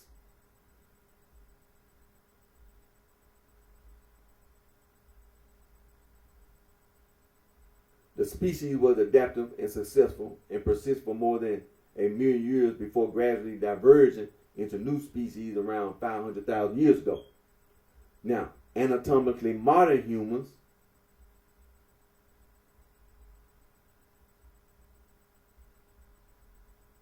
now what does that mean? Are terms used to distinguish Homo sapiens that are anatomically consistent with the range of phenotypes seen in contemporary humans from extinct archaic human species. All right. Now, anatomically modern humans emerged close to 300,000 to 200,000 years ago in Africa, and H. Neanderthalensis emerged around the same time in Europe and Western Asia. Homo sapiens dispersed from Africa in several waves.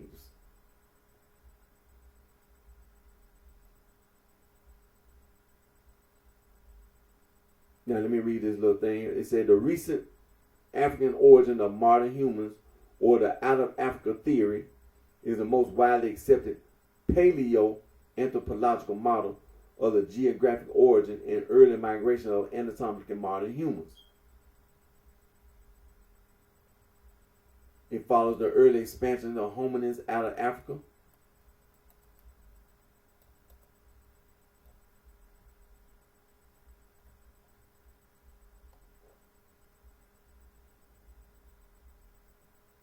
Accompanied by Homo erectus and then Homo neanderthalensis.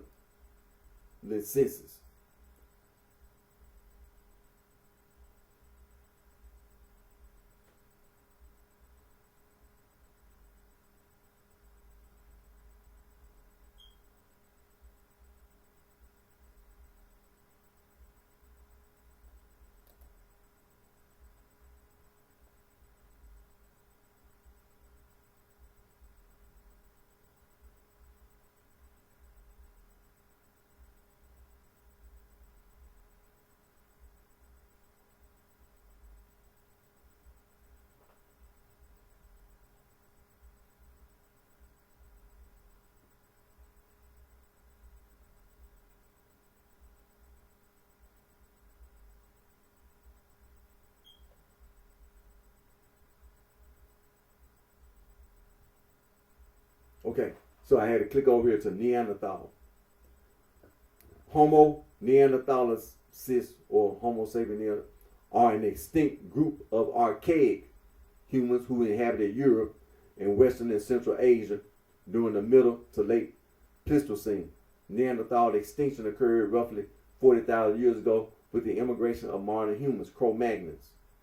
But Neanderthals in Gibraltar may have persisted for thousands of years longer. The first recognized Neanderthal fossil, Neanderthal 1, was discovered in 1856 in the Neander Valley, Germany. At first, Neanderthal 1 was considered to be one of the lower races in accord with historical race concept, as more fossils were discovered through the early 20th century. Neanderthals became characterized most especially by Marcelian Boole as a unique species of underdeveloped human. By the mid-20th century, human evolution was described as progressing from an ape-like ancestor through a Neanderthal phase, ending in modern humans. This gave way to the Outer Africa theory. In the 1970s, with the sequencing of Neanderthal genetics, first in 2010, it was discovered that Neanderthals interbred with modern humans.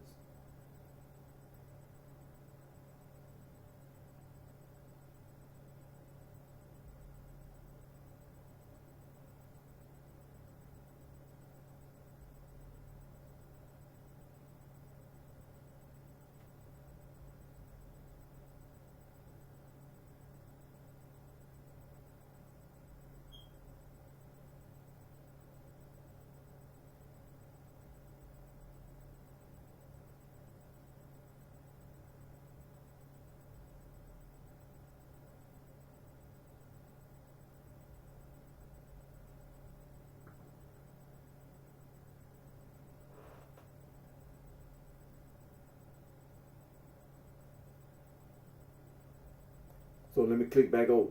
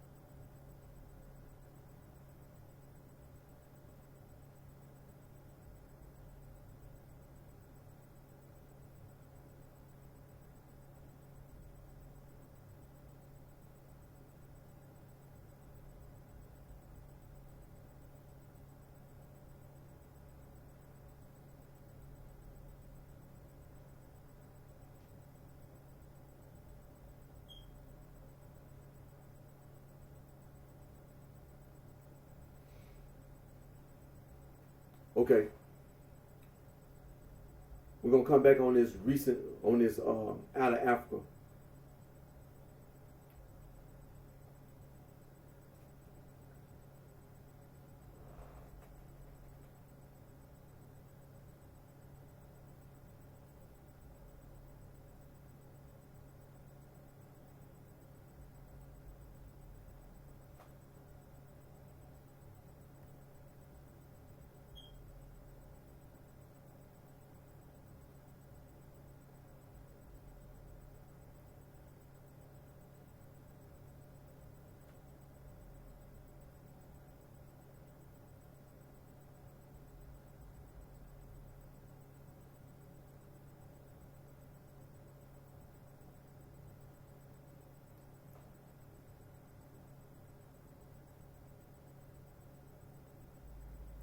Yeah, we're gonna come back on that time.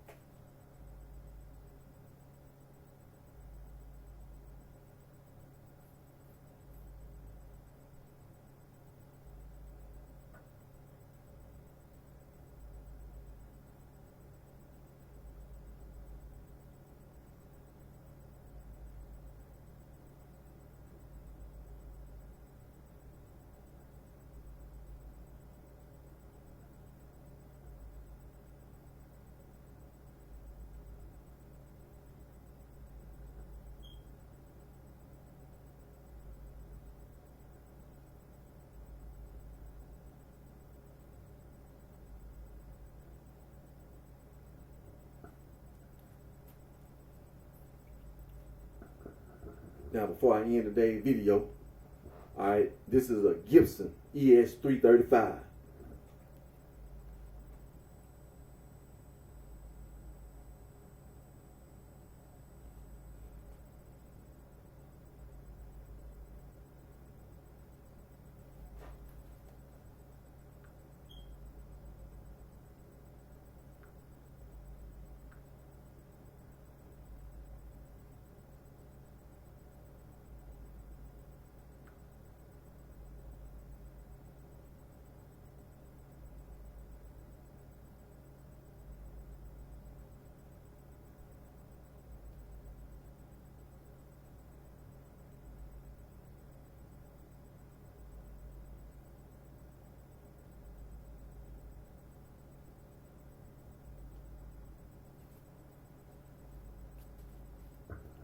Now, this is the Apple phone ES335.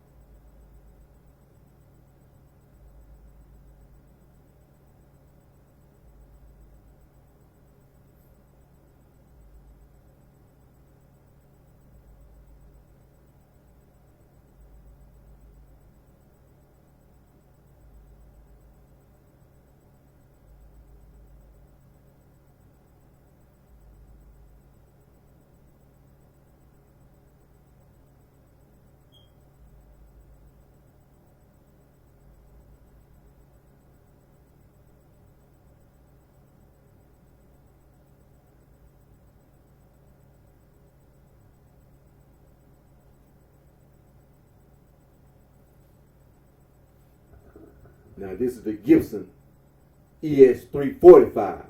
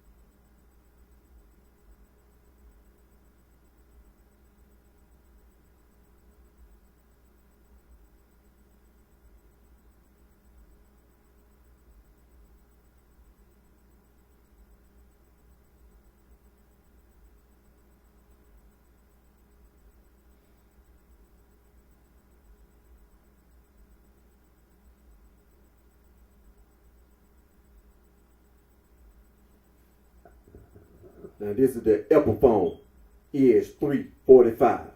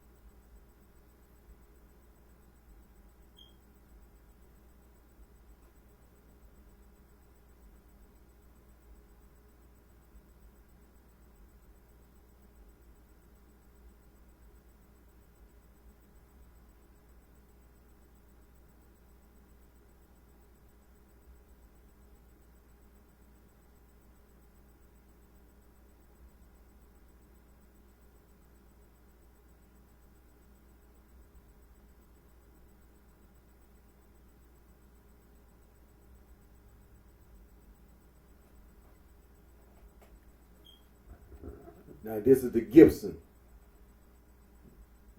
1959 ES 355 reissue.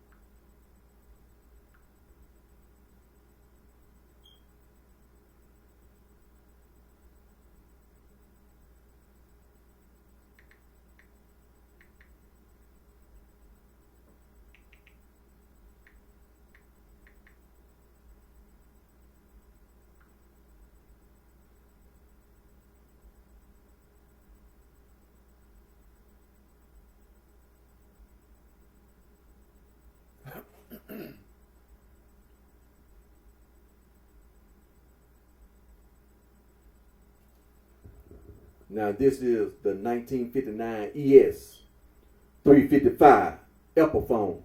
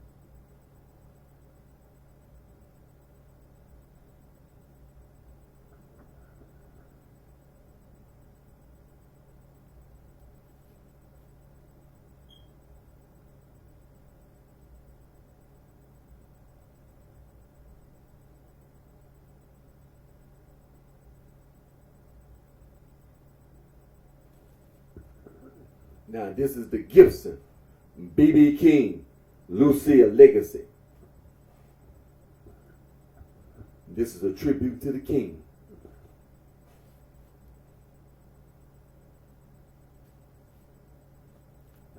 It's a ES 355.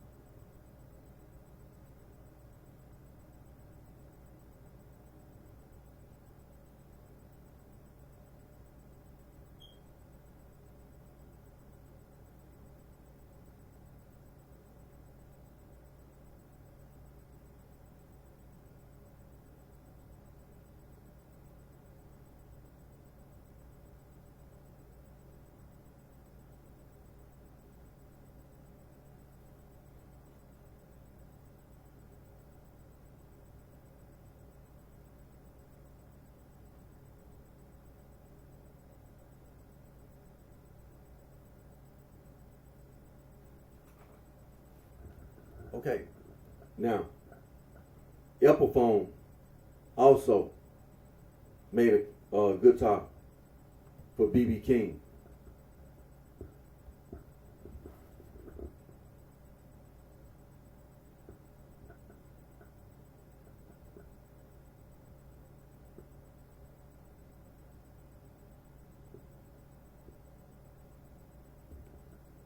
Lucille.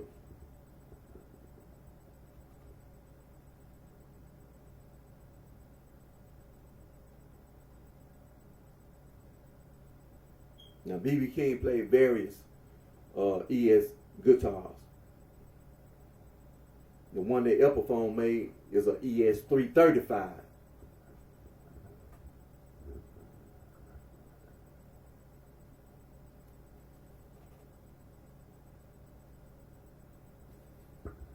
But it's Lucille.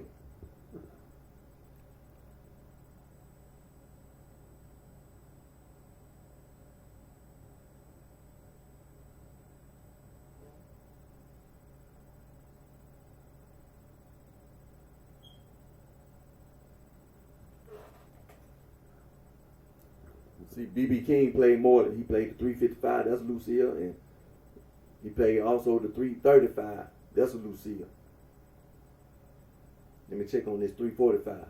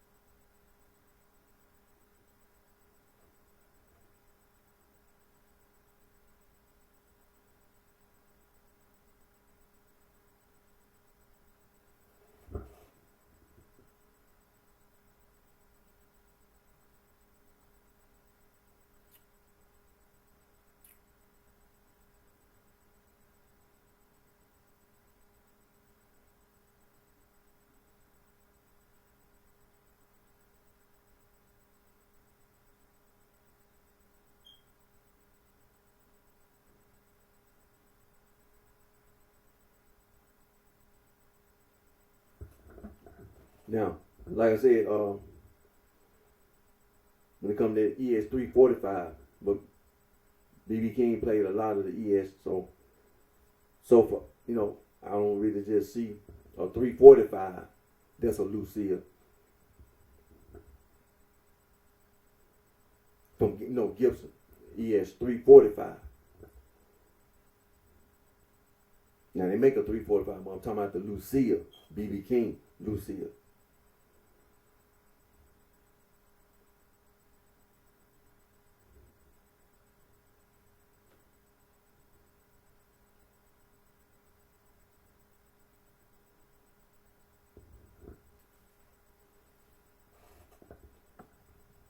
Cause see, every guitar that BB King played, he called it Lucille.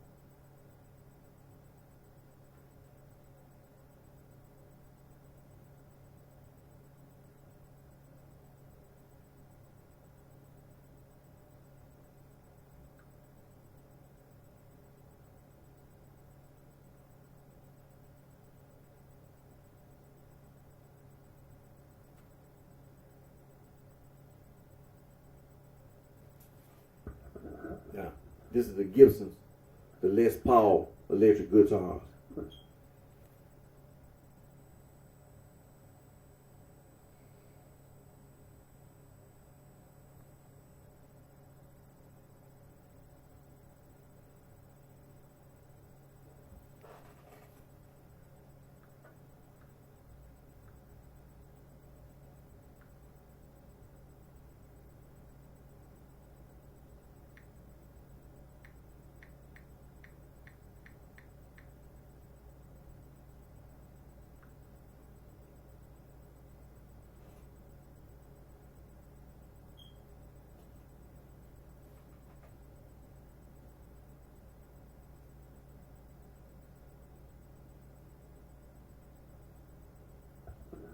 Now these are Epiphone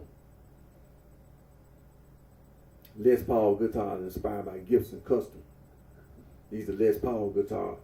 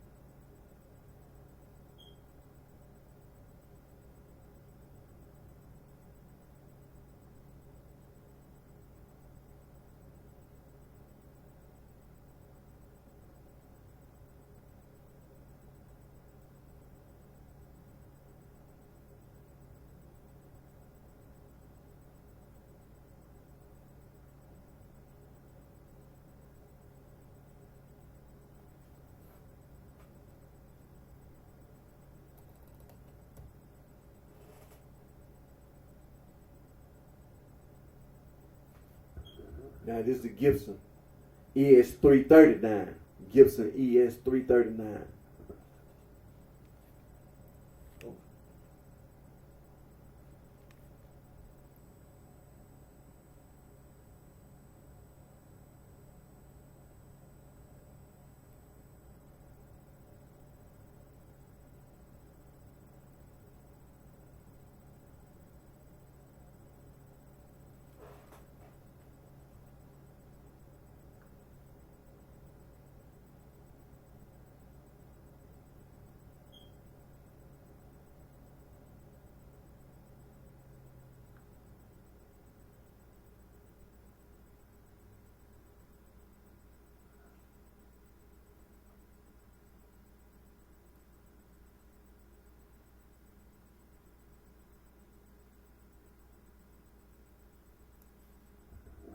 The Epiphone ES339.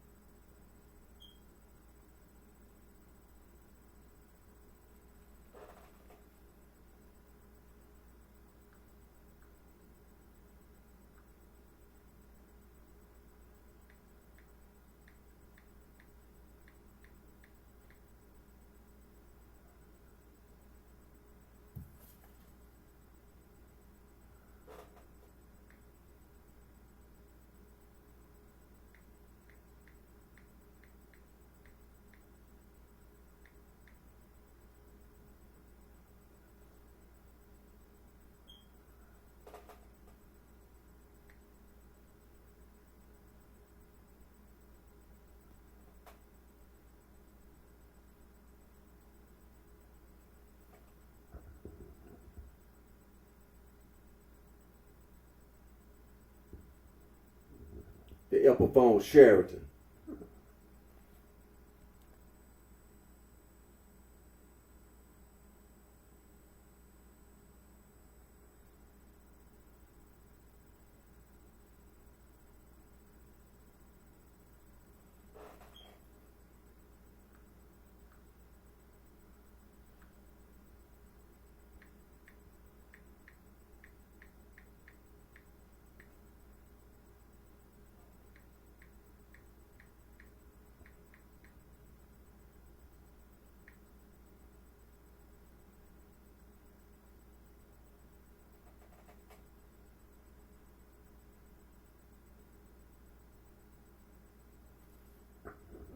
The Epiphone Riviera.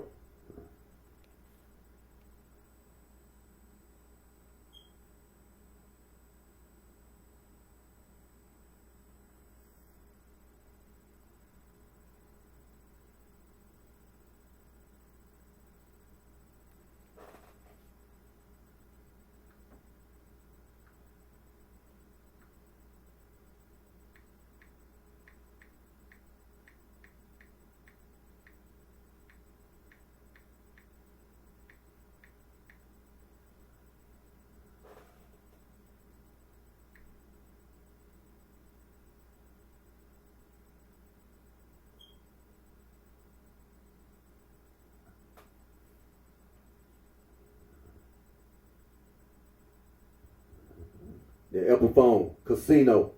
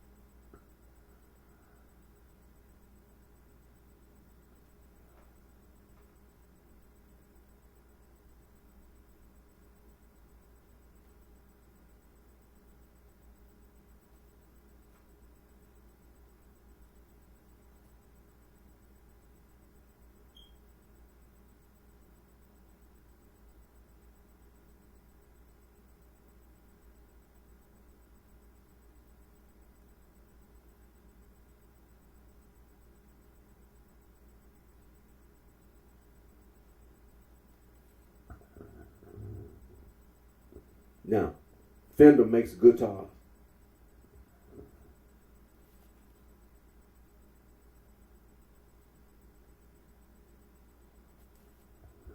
The Telecaster, 1951. The Fender Telecaster, it came out in 1951. The Telecaster.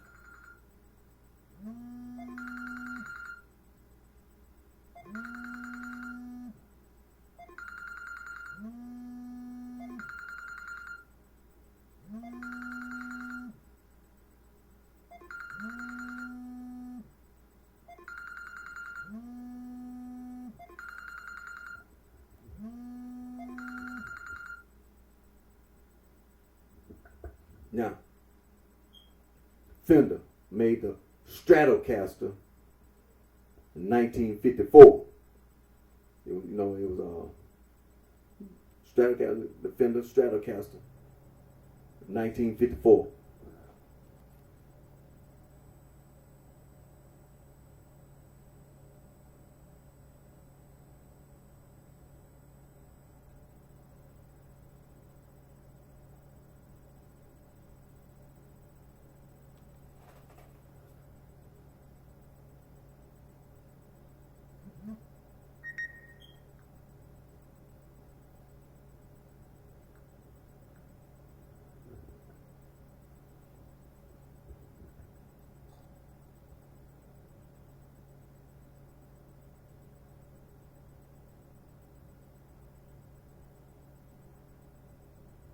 Now you know there's a guitar that's being made.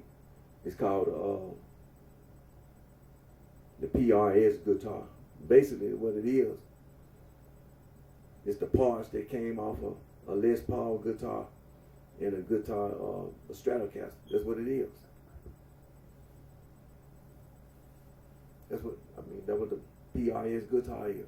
They took the parts off a Les Paul guitar and took the parts off a Fender guitar, Stratocaster.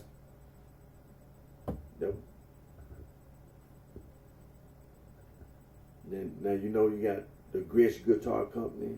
Then you got the Gill Guitar Company, and the guy that started the Gill Guitar Company used to work for Epiphone. So, and then the company that he started, I think he got took over. I think he got bought out.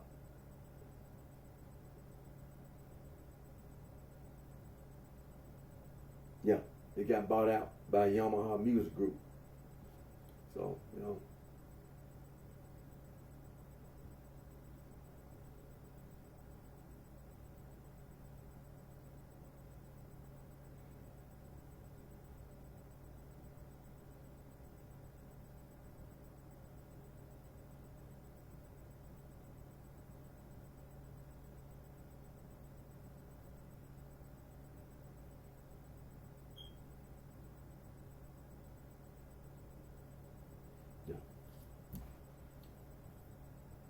and then they got the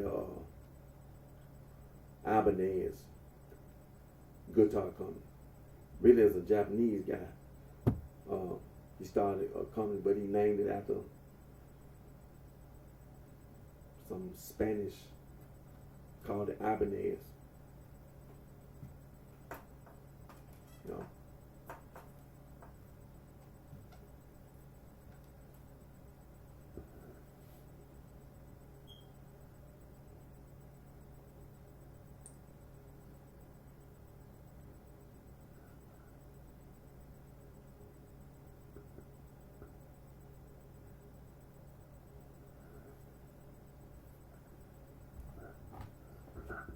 Well, you know, today, like I said, today is Father's Day here in the United States of America.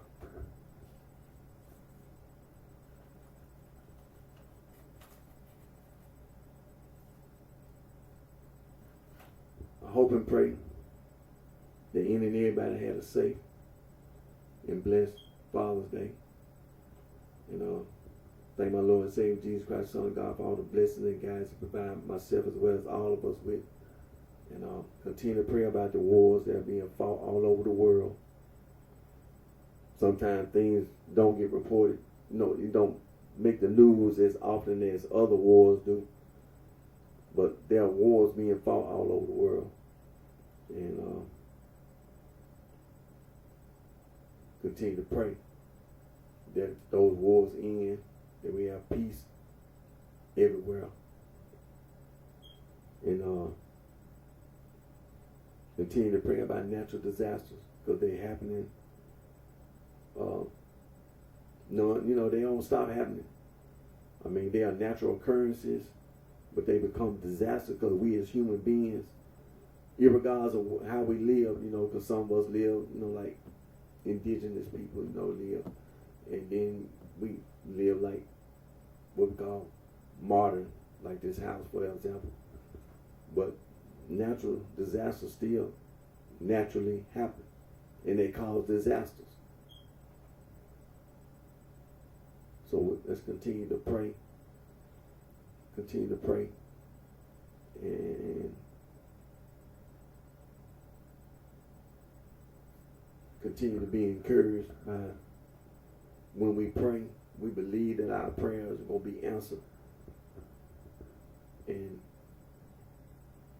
continue to have faith. Continue to have faith.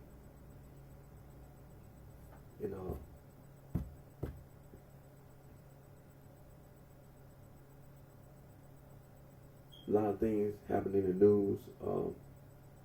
Unfortunately, I just want to say this. Unfortunately, some guy assassinated two politicians. It's really a senseless. There's no sense in it. Then goes on the run. If it was anything that you were doing that was right, you wouldn't have to go on the run. Your mind should tell you that. If I gotta go on the run, I gotta go run and hide, I gotta face being punished in the court of law for committing this crime, for committing those crimes, then it can't be right.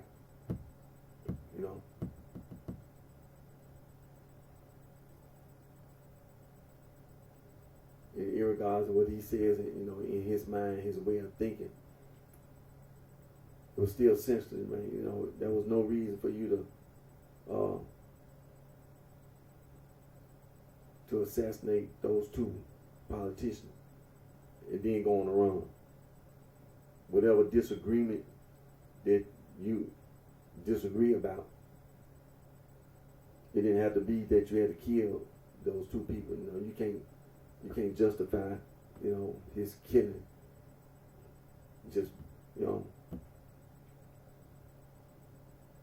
and now you're on the run. See, your position don't make no difference in the court of law. It ain't gonna make no difference. In the court of law, you're gonna still be a criminal. No.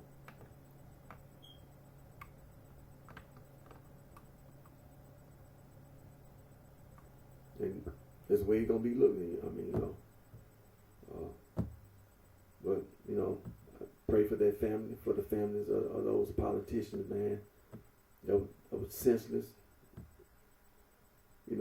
To sit there and watch the news and then just to see the news coverage and things like that, it just, who gonna jump up and down? Can you imagine this guy in his mind? Is there anybody in the news? Did the news media see anybody, like being happy that he did that? From his point of view, think about it from his point of view. You're gonna intentionally go out and kill somebody politically. I guess it was politically. We can't, But who gonna be out celebrating that those two politicians were murdered. There's a point, like he must have some supporters out here somewhere, and then he thinking that they're gonna try to help him. You know what I'm saying? He figure he gonna get some help, and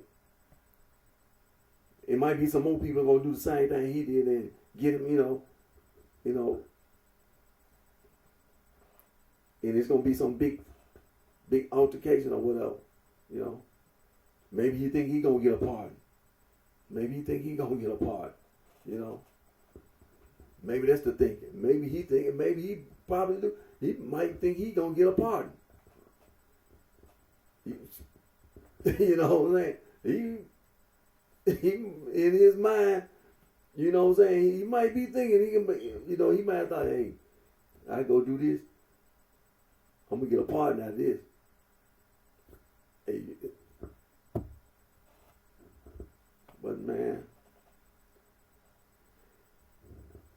my thoughts and prayers, with the family, man, as far as I'm, for me, it's a sensitive act. I can't see your political position,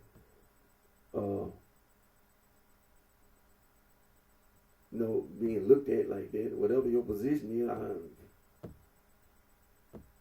who gonna be sitting around listening to you, and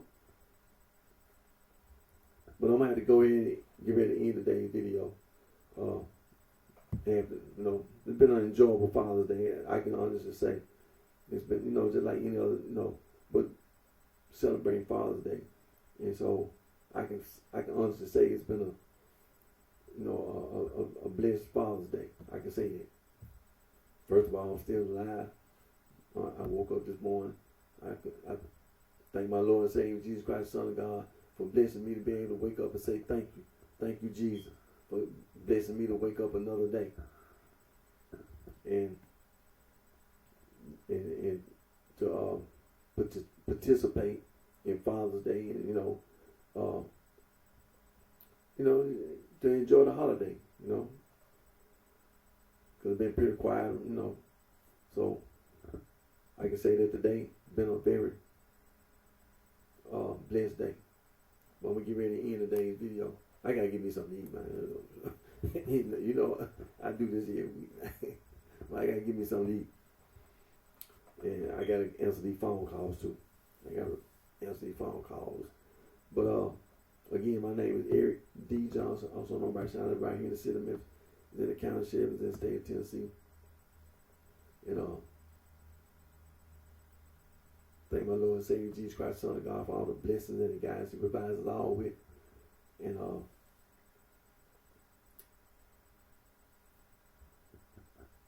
looking forward to the day when I can go back to school and earn my associate's degree as well as other degrees. But I'm gonna get it all together. I'm gonna keep working on my idea and everything, and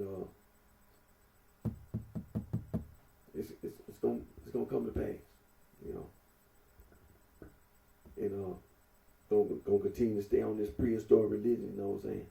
And I don't want no fake polytheists.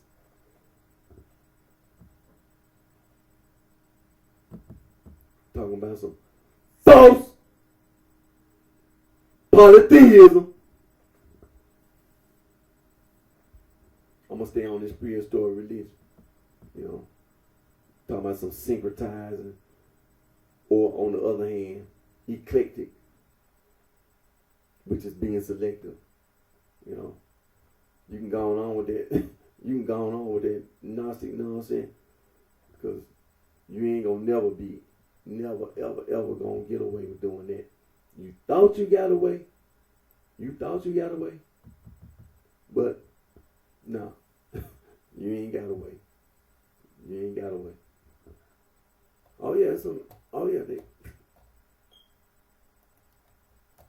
Like I said, man, I enjoyed that, staying on this prehistoric religion, because that talking about this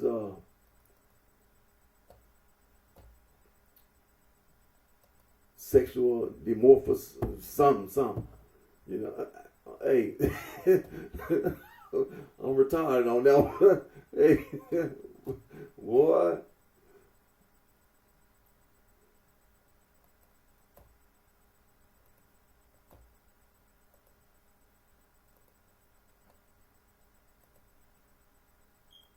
So I'm gonna have to get back on there. I'm gonna have to get back on that one.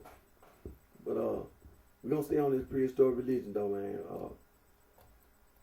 Cause I mean, you know, it's interesting information because you know with the continental drift and all this information very interesting to me. You know, the National Geological Society. You know, talking about the. Cause I think that's a very because I'm trying to picture this in my mind.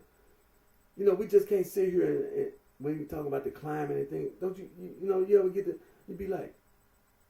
I'm sitting here, I'm like, Pleistocene and Pliocene and the Pleistocene epoch and even the Neogene and I'm sitting here like stuff going, you know, like it's like stuff going all across your mind. I'm like, wait a minute, slow down, man. Slow down, you know what I'm saying? It's like you compiling so much and it's just going back, you know what I'm saying? It's like I'm looking at a screen with, you know, one of them. When they had all this, like on Wall Street Journal, I mean, not like on Wall Street, and they got all this stuff coming across the screen. You just standing there looking at it. I'm like, man, at the New York Stock Exchange somewhere. I'm like wait a minute, man. Slow this daggone machine down, man. You got all this stuff. Hold on. But we ain't got to try to do any and everything all in one day. You know, take one step at a time and don't just be in a rush. Try to comprehend what you read. You know what I'm saying? Try to comprehend what you read and get an understanding. Like I say, you know, when we were looking at, what's his name? That man, Australopithecus, you know, in the lower Paleolithic, they gave it like a reconstructed. You can kind of get a visual. You know what I'm saying? You can kind of visualize in your mind. You be like, you know what I'm saying? This man, you know what I'm saying? And had this image. I got about 4 minutes. It'll be an even 3 hours. You know what I'm saying? But on my YouTube video, so I'm making 3 hours, man. But no, what I'm saying is when they show the reconstruction, you know, when we talking about this, because you know they bring up so many different names about these skeletal fossils, these fossils that they found in the ground, and then to say that they done dated these fossils millions of years ago, and these are, you know what I'm saying, we hominins, hominini, and hominids, and all this subgroup and type and tribe and all this, the chimpanzees and then the gorilla and then the the orangutan, so, and then how tall, the physical characteristics and things of this nature. So I'm sitting there like,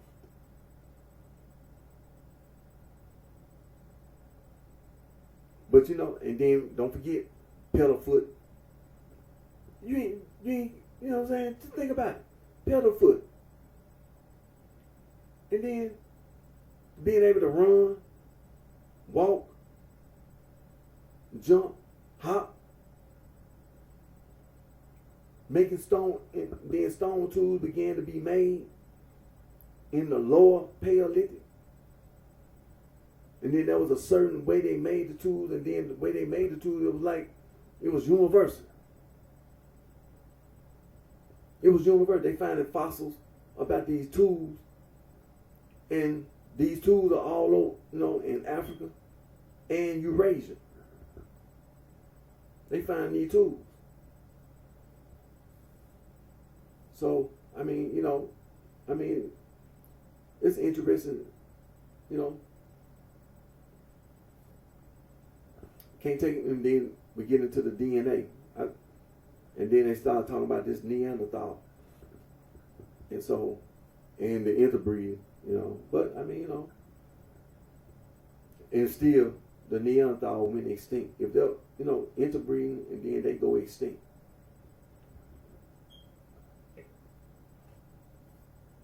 They went extinct, but some of the ones that came, like Homo erectus, came out of Africa over a period of time and migrated and came in contact with Neanderthals. And coming in contact with the Neanderthals, there was some interbreeding. So we're gonna come back on that, and you know, and we're gonna stay on this prehistoric religion. So I'm gonna get ready. I'm gonna make it a 3-hour video.